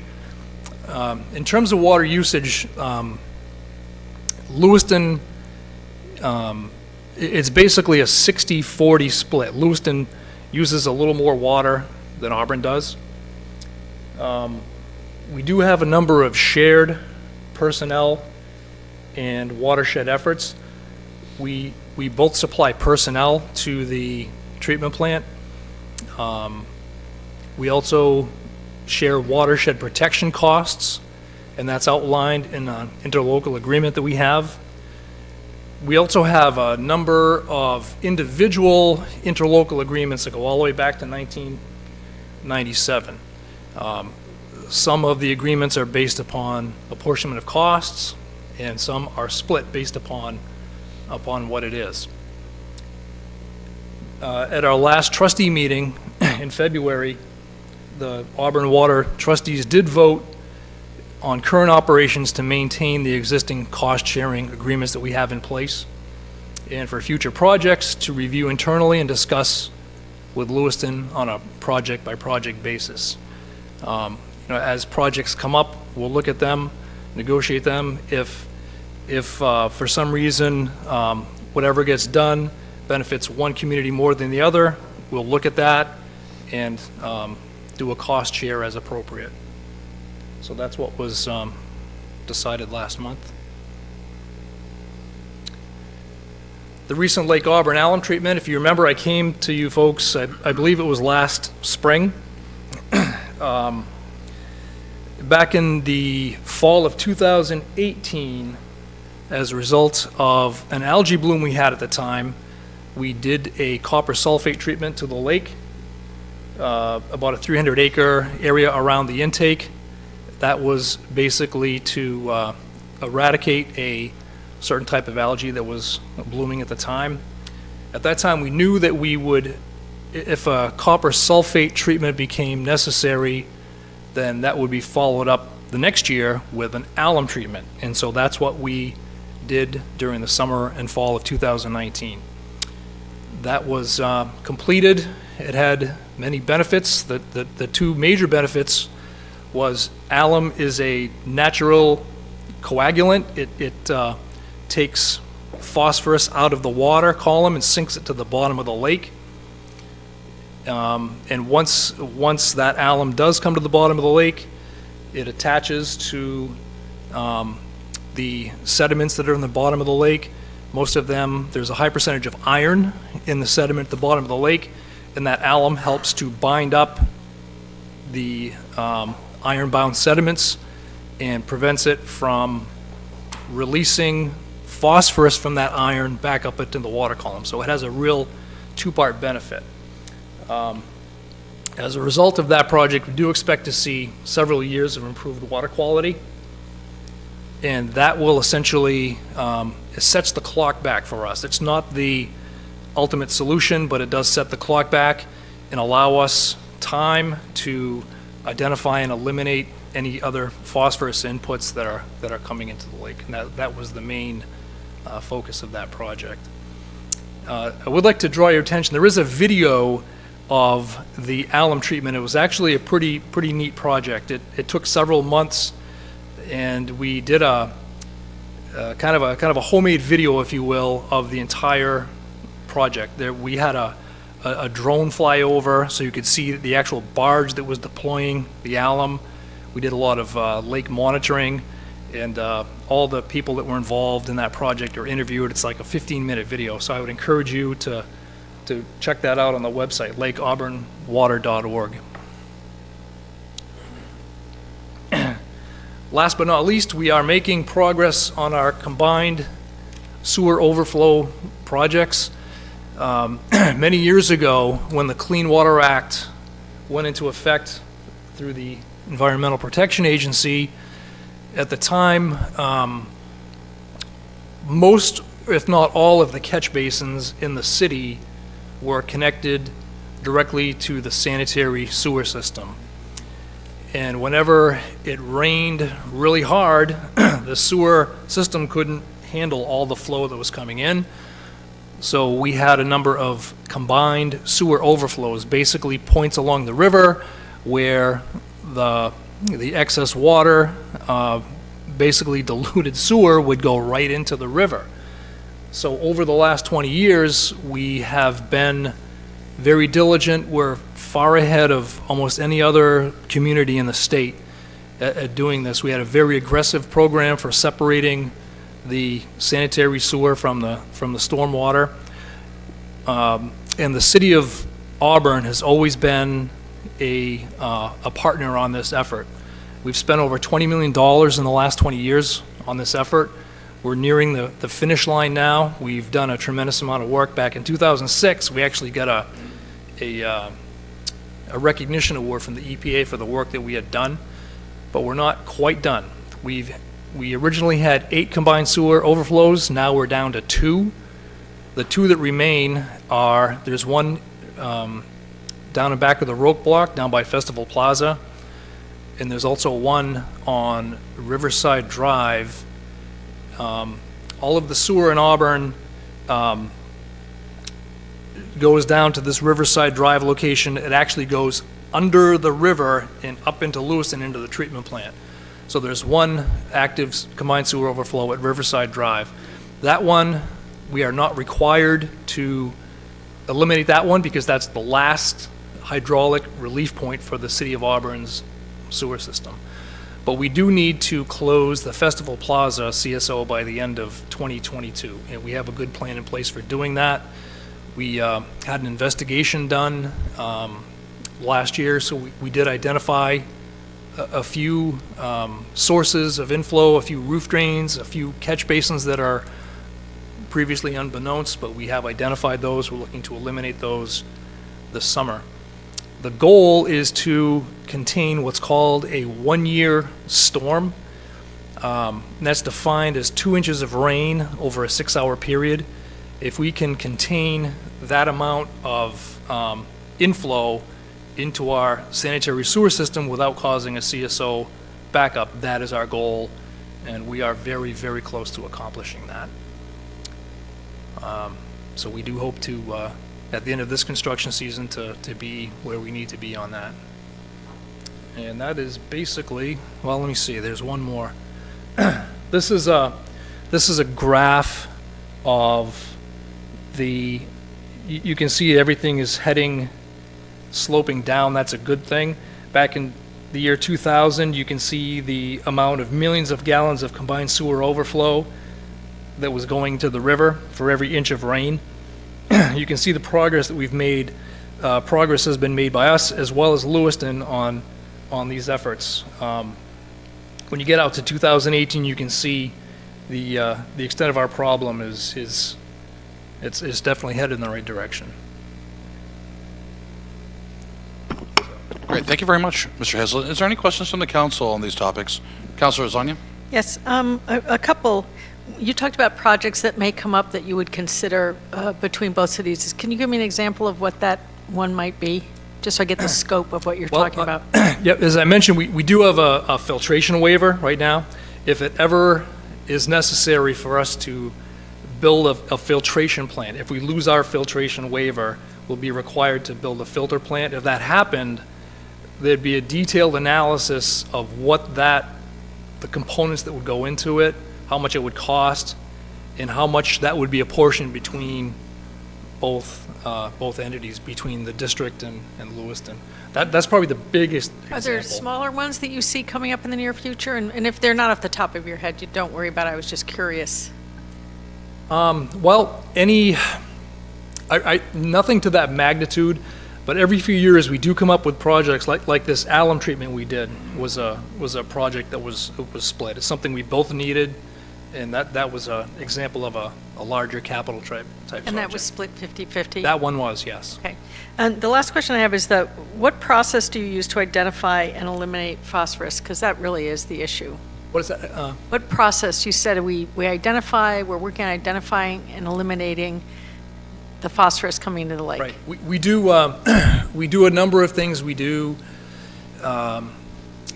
in-lake phosphorus testing. We do it with our own laboratory crew. We do in-lake testing all summer long. We do testing of tributaries to the lake. Townsend Brook and the Basin Brook are the two major inputs to the lake, but there are a number of tributaries all around, especially off the Spring Road area. We also do testing on Little Wilson Pond, which is north of the lake, all the way up into Mud Pond, which is even further out. So we're really getting a really good history of what's out there and where it is. That's something we hadn't done. We're still trying to build up our database so we can trend it a lot better. But this alum treatment will allow us to do that, to trend it better, to see where it's coming from, so we can predict it and find where it is and hopefully eliminate it. Thank you. Councilor Boss. Quick question as well. Do you anticipate lowering the rate again once you have 100 days cash on hand? Lowering the water rate? I don't think we would lower it because we need, once we have that cash reserve, we're also looking at having that to like I said, replace the pipe infrastructure, so. Right, you said the rate increase was for for Yes. increasing the amount of mileage that you're able to replace, and then also for increasing cash on hand. So I didn't know if you were going to continue that 13.5% so that you could continue the replacement of pipes at a greater rate in the future. One thing we will do, and one thing that's working in our favor, is because of the way we've structured our rates, we have not had to take out bonds for pipe replacement. And so we actually have some bonds which are dropping off in the next 2 years. We have a large one in a couple of years, and eventually we're looking to get to the point where we're self-sustaining. And it really depends on a number of things that we don't know yet. We'd certainly like to see more industry come in. That would certainly help to level rates, so hopefully we'll be self-sustaining. That's the goal. Right now, we're not planning on other rate increases. If I could, a couple questions and a little follow-up. Could you define for us the rate increase for fire protection that the city will absorb or be charged with? What we're currently at and what we're going to be moving to? Yes. And what percentage? As I mentioned during the first few slides, the fire protection charges were determined by, it's Chapter 69 of the Public Utilities Commission regs. I believe it's in the packet. We're just looking for the number. I mean, we understand the state law, sure, just okay. the dollar amounts. The fire protection charge went up, it was more than the general rate increase. Going through that curve analysis, the fire protection charges did go up 24%. 13% residential, 24% municipal. 13.7 for a ratepayer, 24% for the fire protection charges. Does And I believe that was approximately $150,000. $150,000 increase. Right. Annual, okay. In the fire protection charges, yeah. Though, according, for the graph aside, from a practical term, or the state statute that governs rate increases for municipalities, just that aside for a second, is there a rational argument to be made for an increase in that fee to the city of Auburn outside of the legislative mandate? In other words, are we using more water? Have we installed more hydrants? Is the maintenance cost in those hydrants gone up significantly more than a 13.7% increase? It's trying to find the best way to answer that. The formula that we use for that, it's done every time a rate increase goes through. The last time we did that was 2017. Since that time, our overall water usage has gone down. The number of customers has gone up. And when you factor that into the formula, when we did that back in 2017, 17% of the revenue went to fire protection. With this new data that we plugged in, it came out as 19% of the overall revenue was to come from fire protection charges. I can't explain, Maybe not the rationale. I'm just saying, has there been a tangible increase in the demand from the city for fire protection? Quantifiable, maybe appropriate term. It's hard to, it's. Have we asked for more fire hydrants? Have we increased maintenance on existing fire hydrants? There have been more, well, the cost for the fire protection isn't determined by the number of hydrants that go in. It's not, that's not the way that formula is set. The other way, and I think you're familiar with this, the other way that it can be done to get your fire protection charges is to do a cost of service study. And I know that based upon other utilities that have done that, a fire protection study can cost upwards of $20,000 to do. We elected not to go that route. I know that some utilities that have used it have actually found, using a cost of service study, that the cost of fire protection charges is even more than the curve is. So that's. And whenever you do a study, you just don't know, right? You open up Pandora's box. So if I could just recap, I mean, obviously the rate increase versus, let's say, a 13.7% as a baseline for residential increase, understandable. Then we're looking at a 24% increase on the municipal fire protection side. Right. Okay, the delta between the two, okay, that, quick math guy. 10%. 11%. 11, I got you. 11% delta between municipal increase and city increase. If we can't quantify, other than the legislatively mandated curve and the formula, that increase is warranted or not warranted. But let's assume it's not warranted because we can't prove that it is warranted. Have we thought about a way outside of doing a cost of service study, i.e. Auburn Water Department paying in lieu of taxes to the city of Auburn the amount between 13% increase and 24% increase, or the delta? I actually did, once I did the formula, I did contact the PUC and I asked them that question. I said, is there any way to forego some of that fire protection cost? and there really is not. Everyone beholds to the Public Utility Commission's regulation. I'm not saying we don't pay. Even if we volunteered to, we would not be able to forego any of that fire protection. I don't think you charge should. I cost. think you should charge us a full 24% and be completely compliant with state mandates and state law. I would never advocate for that. But I do believe the sheer amount of acreage that AWD either holds or holds through LawPac would probably warrant a payment to the city of Auburn of roughly maybe $85,000 in lieu of property tax, which nonprofits have done historically in Auburn. Auburn Housing Authority does a fabulous job. In lieu of property tax as a nonprofit, they do an in-kind contribution. That would by no means equal what could be, if you were a for-profit organization, let's say, the charge in property tax be, but a small little sliver. So I think that way, Auburn has some money coming in, you have your full 24% coming in as well, but we have some balance maybe. Well, I guess, any idea could be considered. I'm not sure how to answer your question. Councilor Milks? Did that make sense what I said? You're our representative onto the water department as well. You're a trustee. I understand the concept. Okay. I understand the concept. Could be something that could be brought up maybe? Yeah. Okay. Thank you. So, I'm sorry. Counselor? I just had a quick question, and I know that you may not know the answer to this because it's state regulation and things, but have the rules regarding new construction and fire requirements, are they making plans to change it? I know where new buildings require built-in fire suppression. Are they making any changes for that, or how are they going to charge that? I mean, if those buildings are paying residential rate, but technically they're getting commercial fire, basically what we're paying for is the fire rate. So do you know, has there been any plan that you know of from the PUC to address that issue? No, but I don't believe there is. However, from my conversations with them, they have been open to alternates to that curve formula.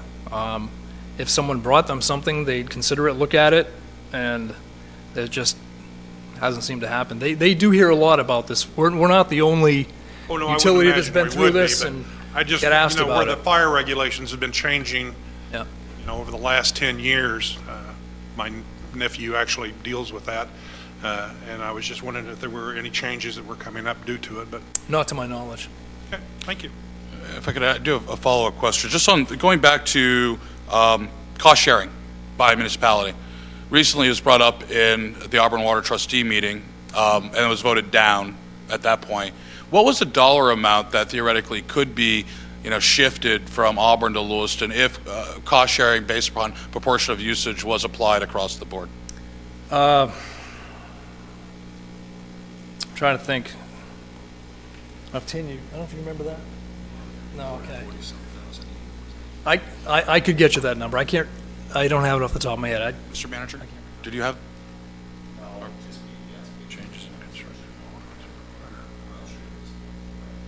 I can get you that number. Okay. I have done that analysis. Instead of everything be apportioned like it is currently, I mean, if all the things, watershed protection, all those, I do have that number. I can get it for you. So I know the apportionment agreement with the Auburn Sewer Department and Lewiston Sewer Department and wastewater treatment. I read it. It was it was actually quite fair, and it was up for, readjustment on a quarterly basis, actually, based upon usage. And I thought they had that buttoned up very, very tightly. Mr. Mayor. And constantly reviewed. Mr. Mayor, the total is $45,946 for 2020. 2019 was $44,820. Mid-40s then? Mid-40s? Okay. Do we know why that wasn't approved? And I don't want you to have to rub a crystal ball, and if you can't answer that and get in the minds of the trustees, I understand. That would, I don't have an answer. That was what was discussed and agreed upon at that meeting. Okay.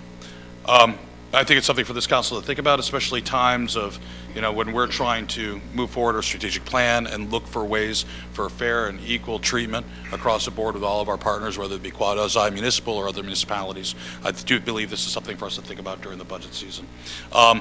Good, very good. Those were my questions. Thank you very much. Any other further questions before we move on? No? Just procedurally, can we tell them that they have to change what they voted on? Well, that's, No. I But we mean, in can terms talk- of our budget, I think it's set for this year. Not necessarily, because we actually can communicate to the trustees. All trustees are approved by the city council. either this one or previous city councils, including Mr. Councilor Milks and, former Councilor Titus as well. So if we have these conversations, want to convey that messaging out to the trustees have the latitude themselves, of course, to do what's in their best interest as confirmed members of AWD to better the city of Auburn in their But we can't tell them what process. to do. I'm sorry? We cannot tell them Tell what to who? do, the trustees. Well, we can encourage, and the trustees are approved by us, so, no, while we can't tell them, no, we can definitely encourage, which is the premise of council approval of nominees, and to seat, to be a trustee in this case. You do talk to them about what the if you would, the modus operandi of this council is. Do we want to look for equal payment, fair share, cost saving, et cetera, and they take that message and then use it during their deliberations. Thank you. Yes. But unless we want to keep paying not our fair share, I guess that's something we could talk about. I don't know how that directive would go.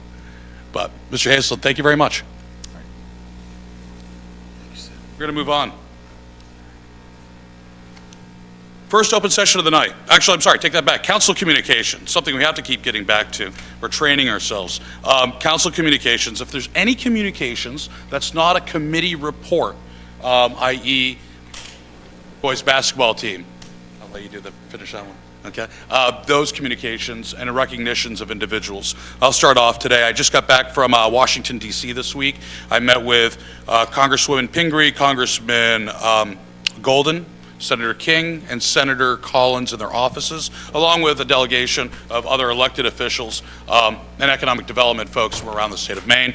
Very productive conversations. Obviously, we were all talking in part about the federal response to the COVID-19 issue that we're currently facing. So it's been well discussed, and those action plans are moving forward. Good travel back, and as you can all probably pretty much imagine, we've been neck deep in working through city response with COVID-19 since my return. So that's my update. Start off with Councilor Milks. Yeah, I'd like to, quite possibly our last athletic event from our high school for the year, which is kind of sad to say, but it was the state championship for the Edward Little boys. Beat Thornton Academy in a heck of a ball game by 1. So I'd like to congratulate those boys that they worked very hard, and congratulate Coach Adams and all the other coaches for really a group of boys that stuck together, worked very hard. So congratulations to them. Great, thank you. Councilor McLeod. Nothing tonight. Councilor Boss. None at this time. Councilor Carrier. Nothing at this time. Councilor Lasagna. I think everybody can agree that we just need to commend our city staff on how incredibly well prepared they are for something that is totally unimagined, and I feel confident in the work they're doing. Okay, very good. Councilor Walker has just joined me via conference call. Councilor Walker, do you have any communications? Yeah, make sure you tell them there's no... Yeah, make sure you let them know there'll be no boiled dinner tomorrow by the age-friendly group. Very good, Councilor. Okay. Thank you. I think that worked out pretty well. That was the first test of telecommunications.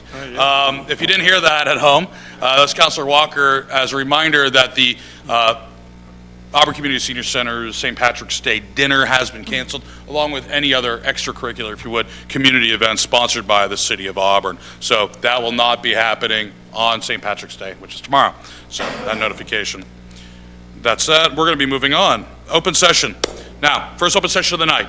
Members of the public are invited to speak to the council on any issue directly related to city business, which is not on this agenda. Please say your name and your address and limit your comments to 3 minutes. Also, if you notice when you go up there, there are napkins, wipes, disinfectants before you start speaking and after. Please just disinfect the microphone cover and the area in which you're going to be touching. Okay, just as a public safety precaution. Is there anybody from the public that would like to speak tonight? Please. Mamie?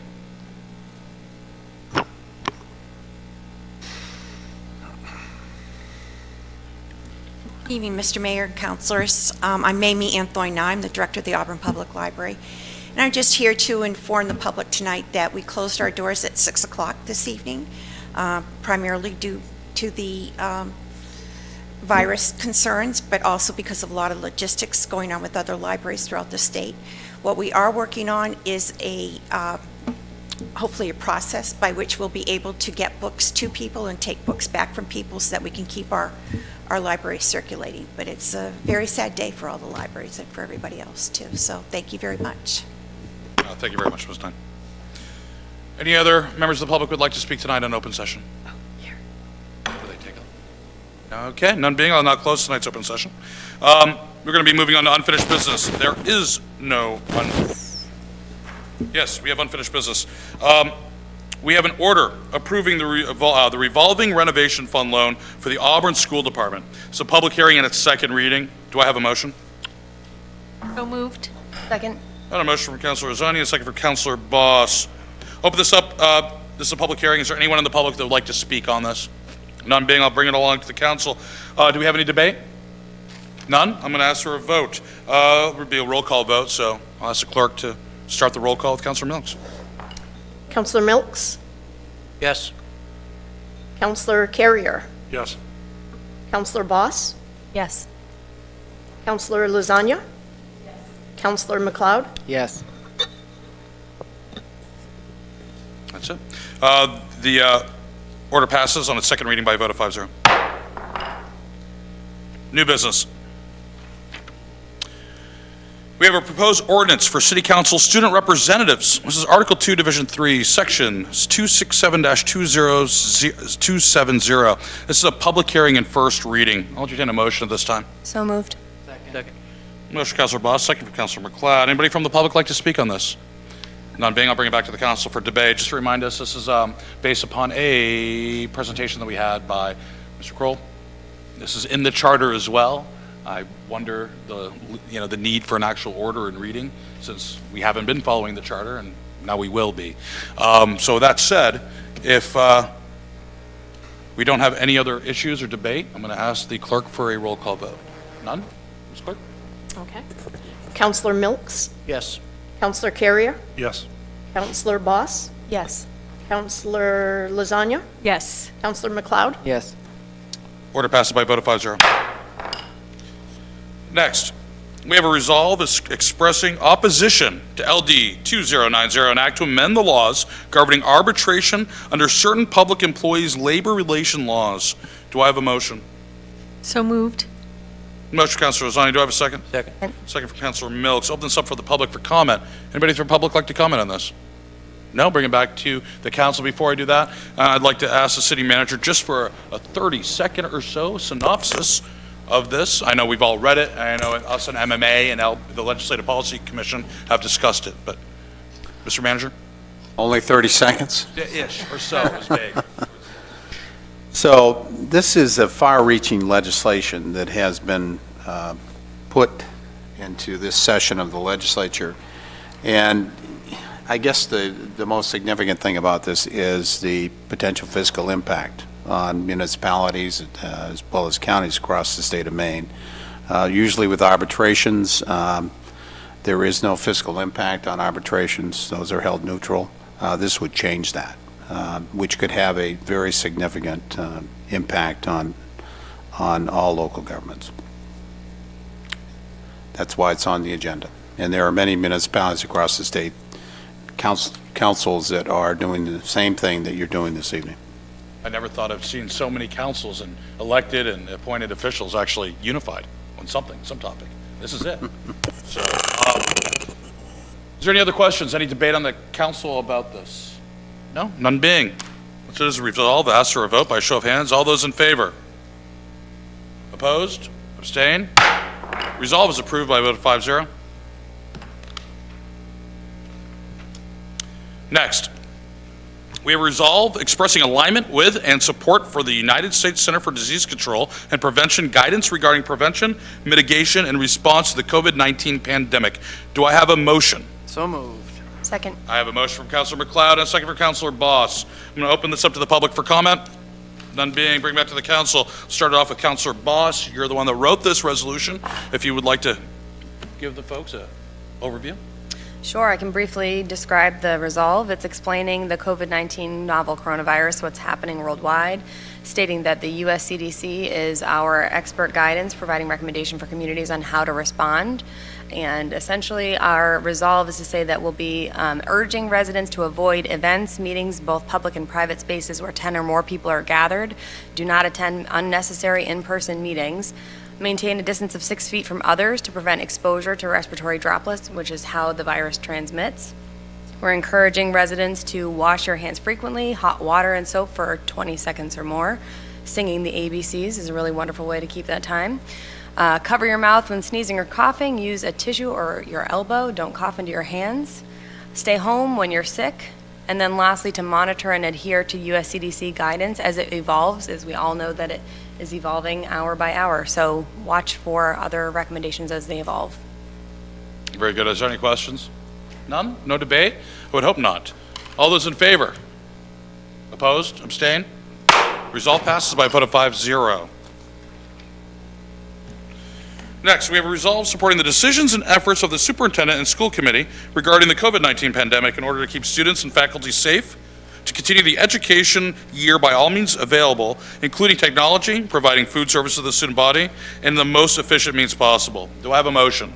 So moved. Second. I have a motion from Councilor Carrier and a second from Councilor Lasagna. Open this up to the public for comment. None being, I'm going to turn it over to Councilor Carrier. Councilor Carrier, you drafted this resolve, and as my rep onto the school board. Well, I think, what it was written, it was to show our support for the school committee and the superintendent. As we saw tonight, the superintendent has put in a great many hours dealing with this situation, and the school committee and keeping the schools open, finding a way to make sure that the students are fed, and that the educational system continues on through the year so that there's no loss of education. And was basically our basis saying that we support them in all their movements and anything that they may need. Very good. Is there any debate? None being, I'll ask for a vote at this time. All those in favor of this resolve? Opposed? Abstain? Resolve is passed by a vote of 5-0. Next, we have an order directing the city manager as designee to create a short-term loan program for Auburn businesses not to exceed $2,500 per loan, with a repayment no later than 6/1/2021 at 0% interest rate. Total amount from the city's emergency reserve fund is not to exceed $50,000. Do I have a motion? So moved. Second. I have a motion from Councilor Boss, second from Councilor McLeod. Open this up to the public for comment. Is there anyone in the public that would like to speak? None being? I wrote this order, drafted it, ran it by and remodified it with city staff. I want to thank them very much for their time and efforts on this. I want to thank the councilors I did speak with via phone for their thought process as well. In general, to the residents of Auburn, this is intended to be a short-term gap loan program, okay, or a bridge loan to cover the emergency needs, specifically, or for example, payroll shortages before the SBA and the state of Maine can get fully ramped up on delivering these emergency funds. Now, the path is cleared for them to do so.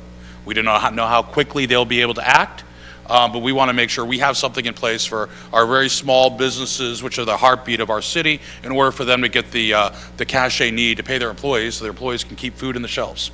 So this is going to be a pretty significant undertaking, one that I think the city is able to do from its history of conducting and executing loans and promissory notes. So let's all support them on that, and let's please be patient at home, or the residents, but knowing that there is a little bit of help that we can provide, and we'd like to do so.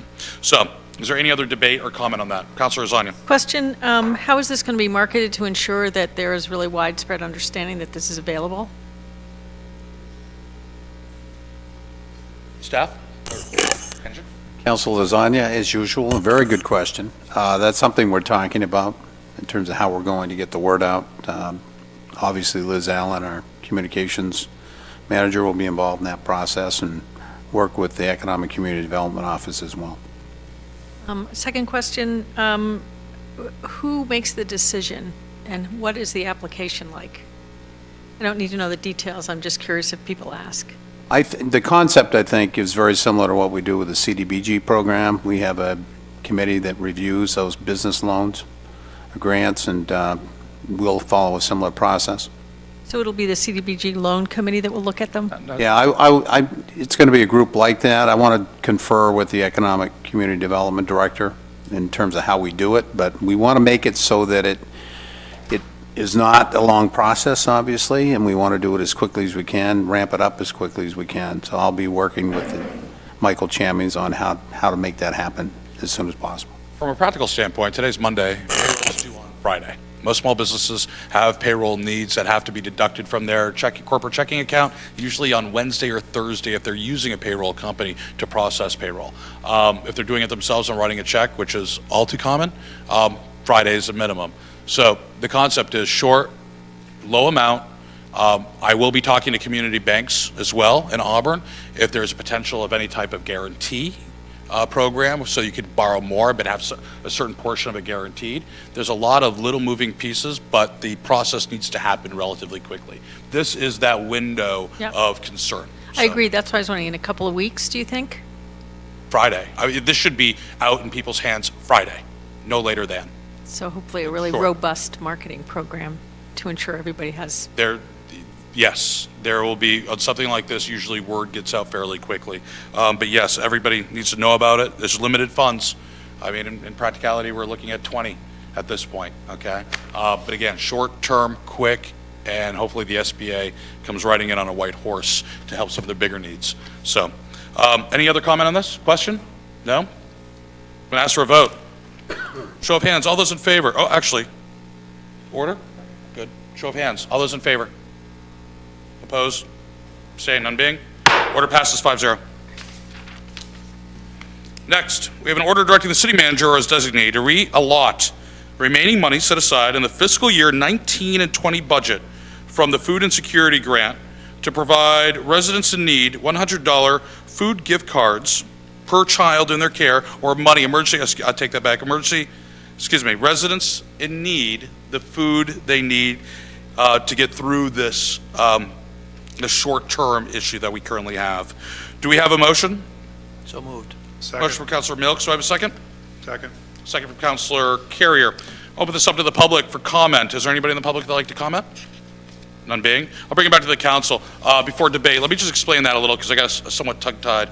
This is another order that I drafted up on Saturday, actually, after consult with certain members of the council, and then staff and I had some further consultation. The details of this are as follows. Excuse me. If you remember the background, we approved, the last council approved $10,000 in last fiscal year budget for food insecurity micro grants. We're in the end process of getting those applications and actually administering the money. What we've done is this order redirects that $10,000 to the same overall purpose, helping to solve food insecurity, just this time in a different fashion. Most of the grants that we did receive, albeit extremely good, had a social interaction component. That social interaction component, as we know from CDC guidelines, probably not the best course of action right now. So far this order divides the money up as follows.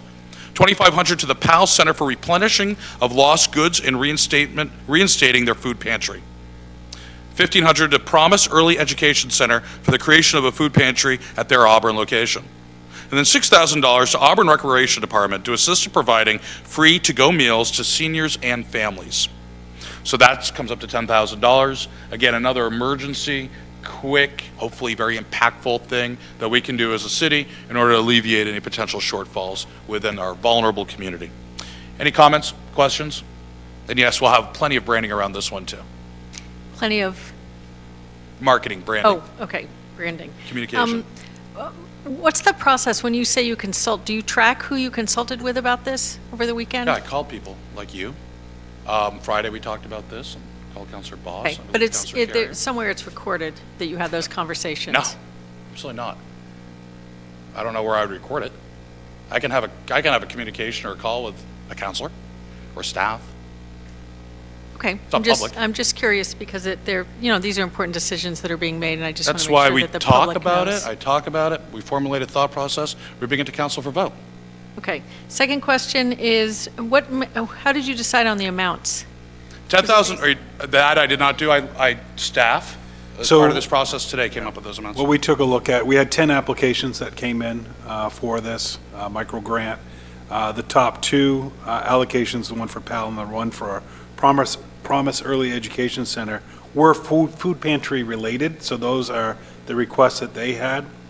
The $6,000 took in several other groups that were looking at doing very similar activity, but putting it all together so we have it all under one one delivery of that process. So that's where the 6,000 came from. There are several groups that did apply that won't be receiving.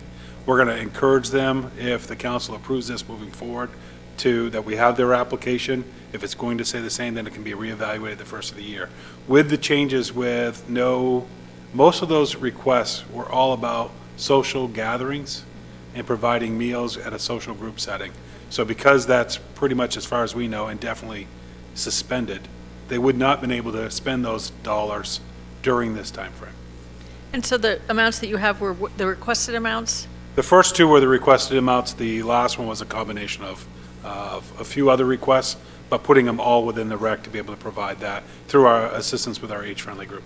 Okay, I really support that. It would be nice to see sort of what their plans were. I understand with the 6,000, but for the other two, since they had some specific plans, it would be great to see those. They did great applications. They have great information on them, and we'll still encourage those two groups, actually, all three.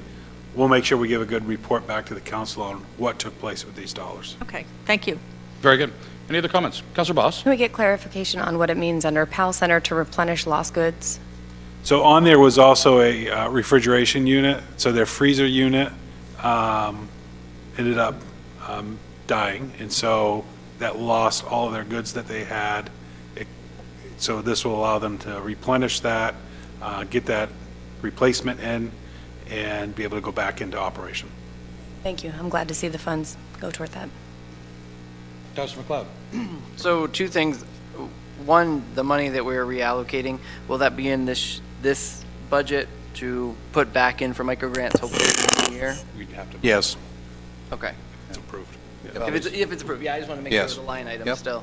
And the other question I had, is there any public involvement in helping reinstate the food pantry? I know this is the monetary side of it, but is there any sort of collaboration to get generous donations of food or? So the PAL Center one is a collaboration with the Auburn Exchange Club is partnering with them on that project, as well as they're working with Good Shepherd Food Bank.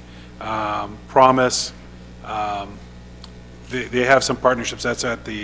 They'll be at their Head Start program at Washburn School. I'm sorry, Webster School, the old Webster School building. So that's where that location will be. So we have already started talking with other groups regarding the to-go meals with some other community partners to assist us in that project. Excellent, thank you. I'm going to bring this to a vote at this time. All those in favor? Opposed, abstained, none being? Order is passed by a vote of 5-0.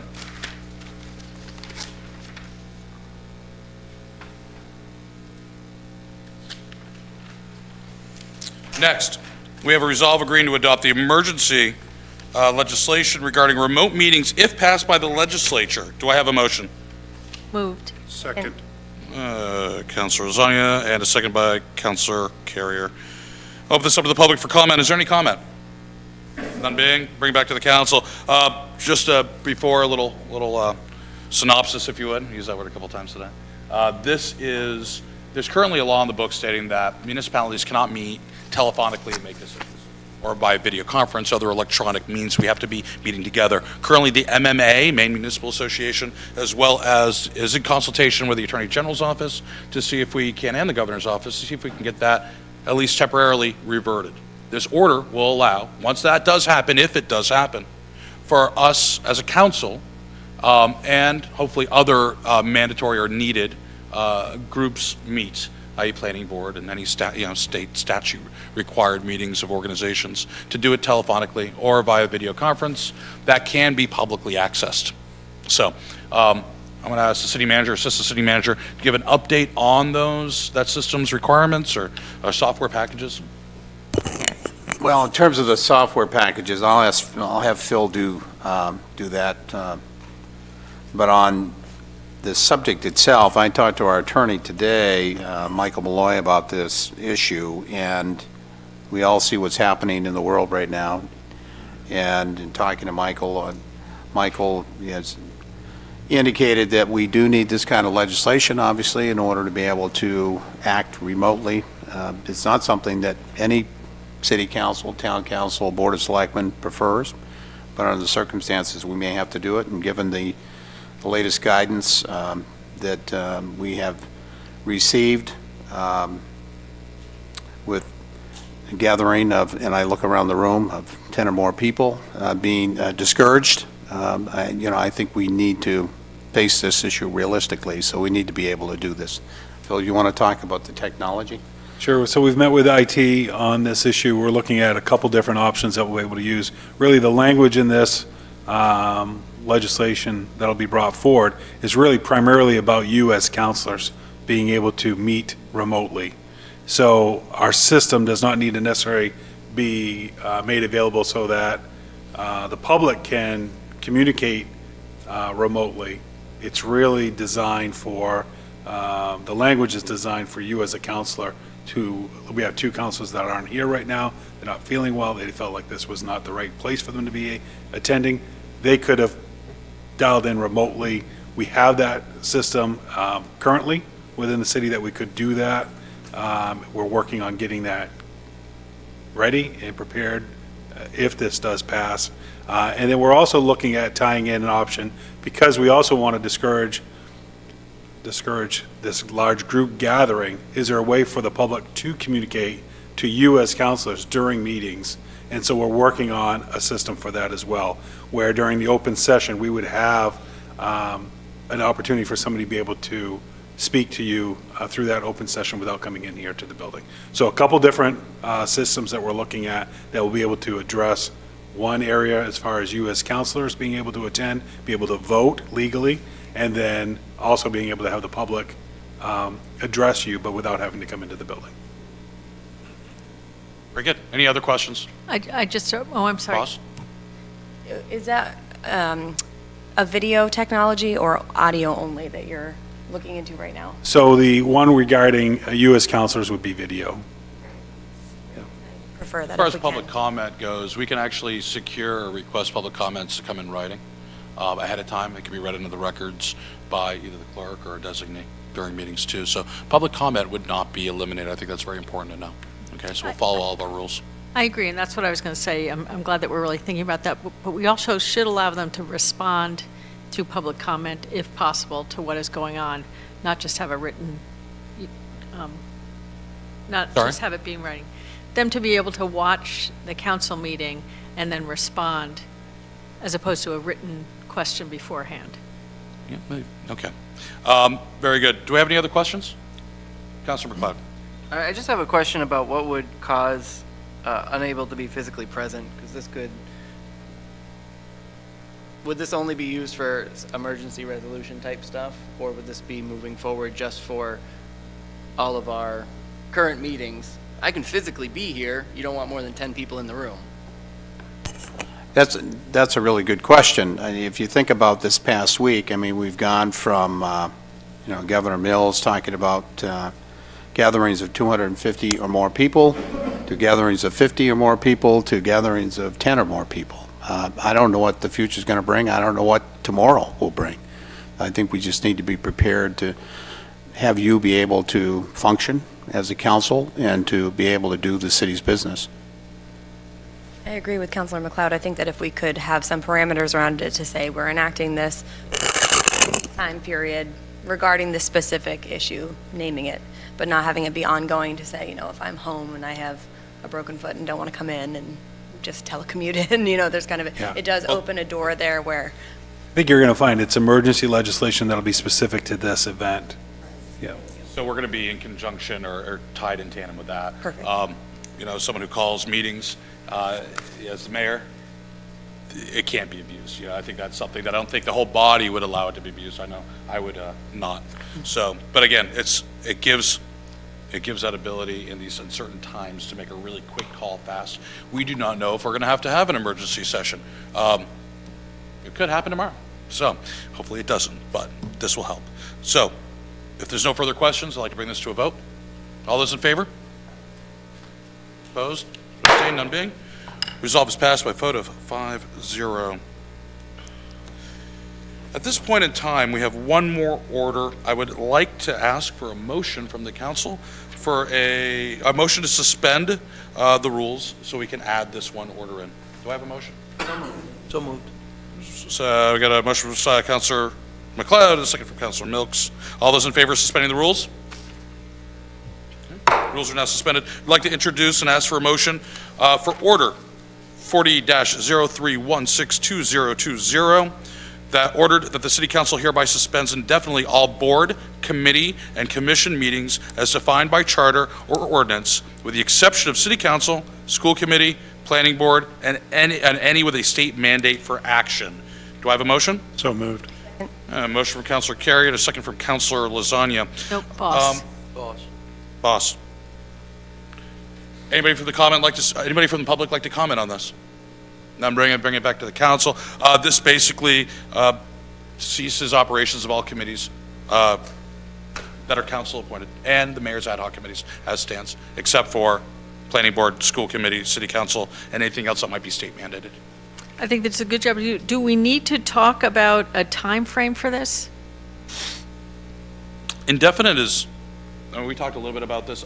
I'll let you give your opinion, but in my opinion, I'm just curious. Indefinite allows that open-endedness. I think we all have a deep desire to restart the mechanisms of government again as soon as possible, but I'd rather have it indefinite now versus a 30-day and have to be forced to, let's say, call an emergency meeting in order to deal with this on day 27.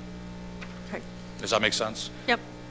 Right, and then what we also thought is we might be in a better place to gear up our Zoom software so that we could potentially have boards continue meeting, but we thought at least having this language will give us time to get that in place and ready to go, and then rather than bringing back before you for any specific extensions to the order.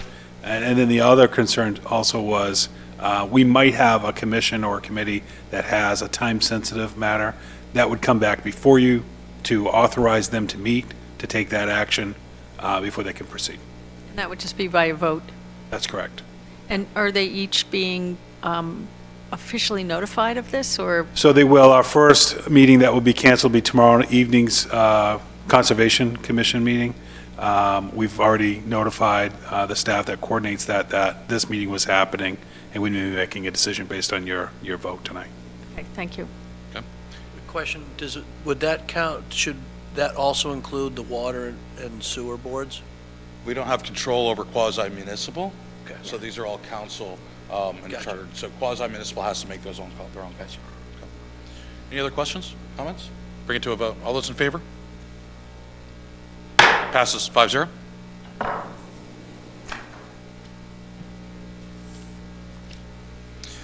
This brings us to reports. Mayor's report. Just everybody, please remember, check the website often, check social media, check out Auburn's new Instagram account.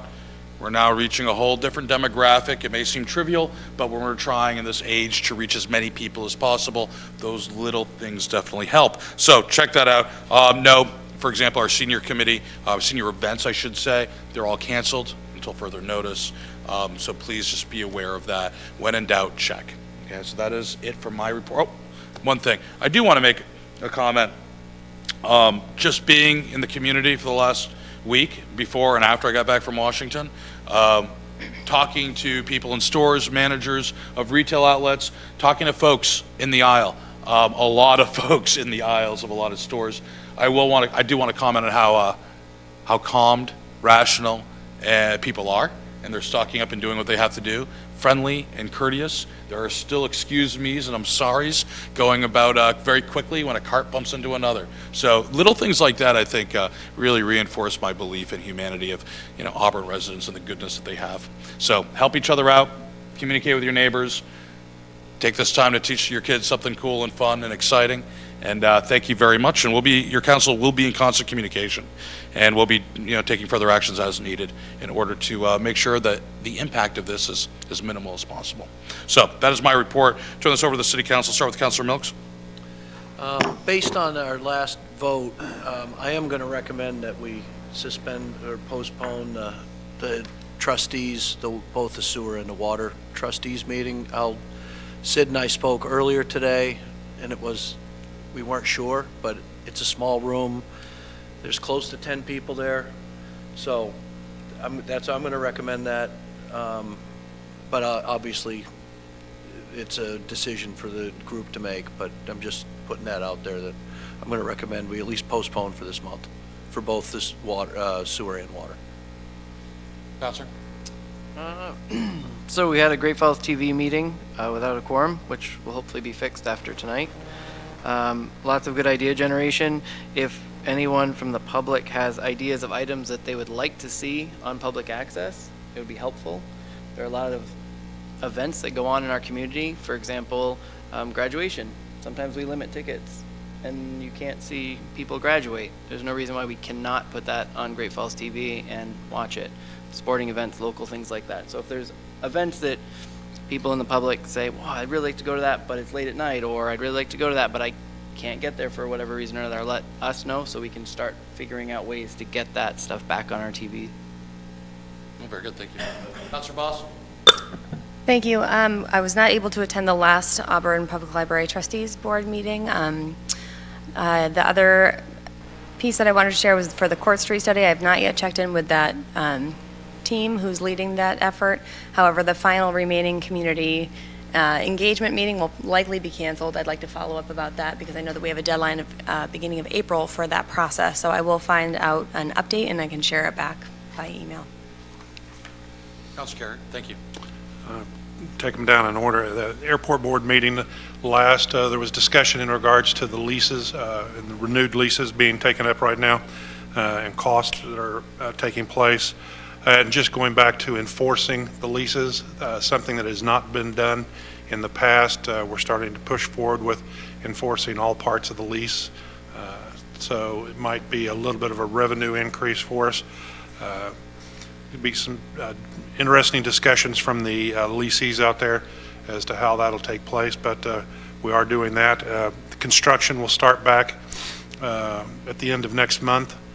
You'll see work done on both ends of the runway, the lengthening process, and the other part of that is the moving of the electronics from the west side of the airport to the east side.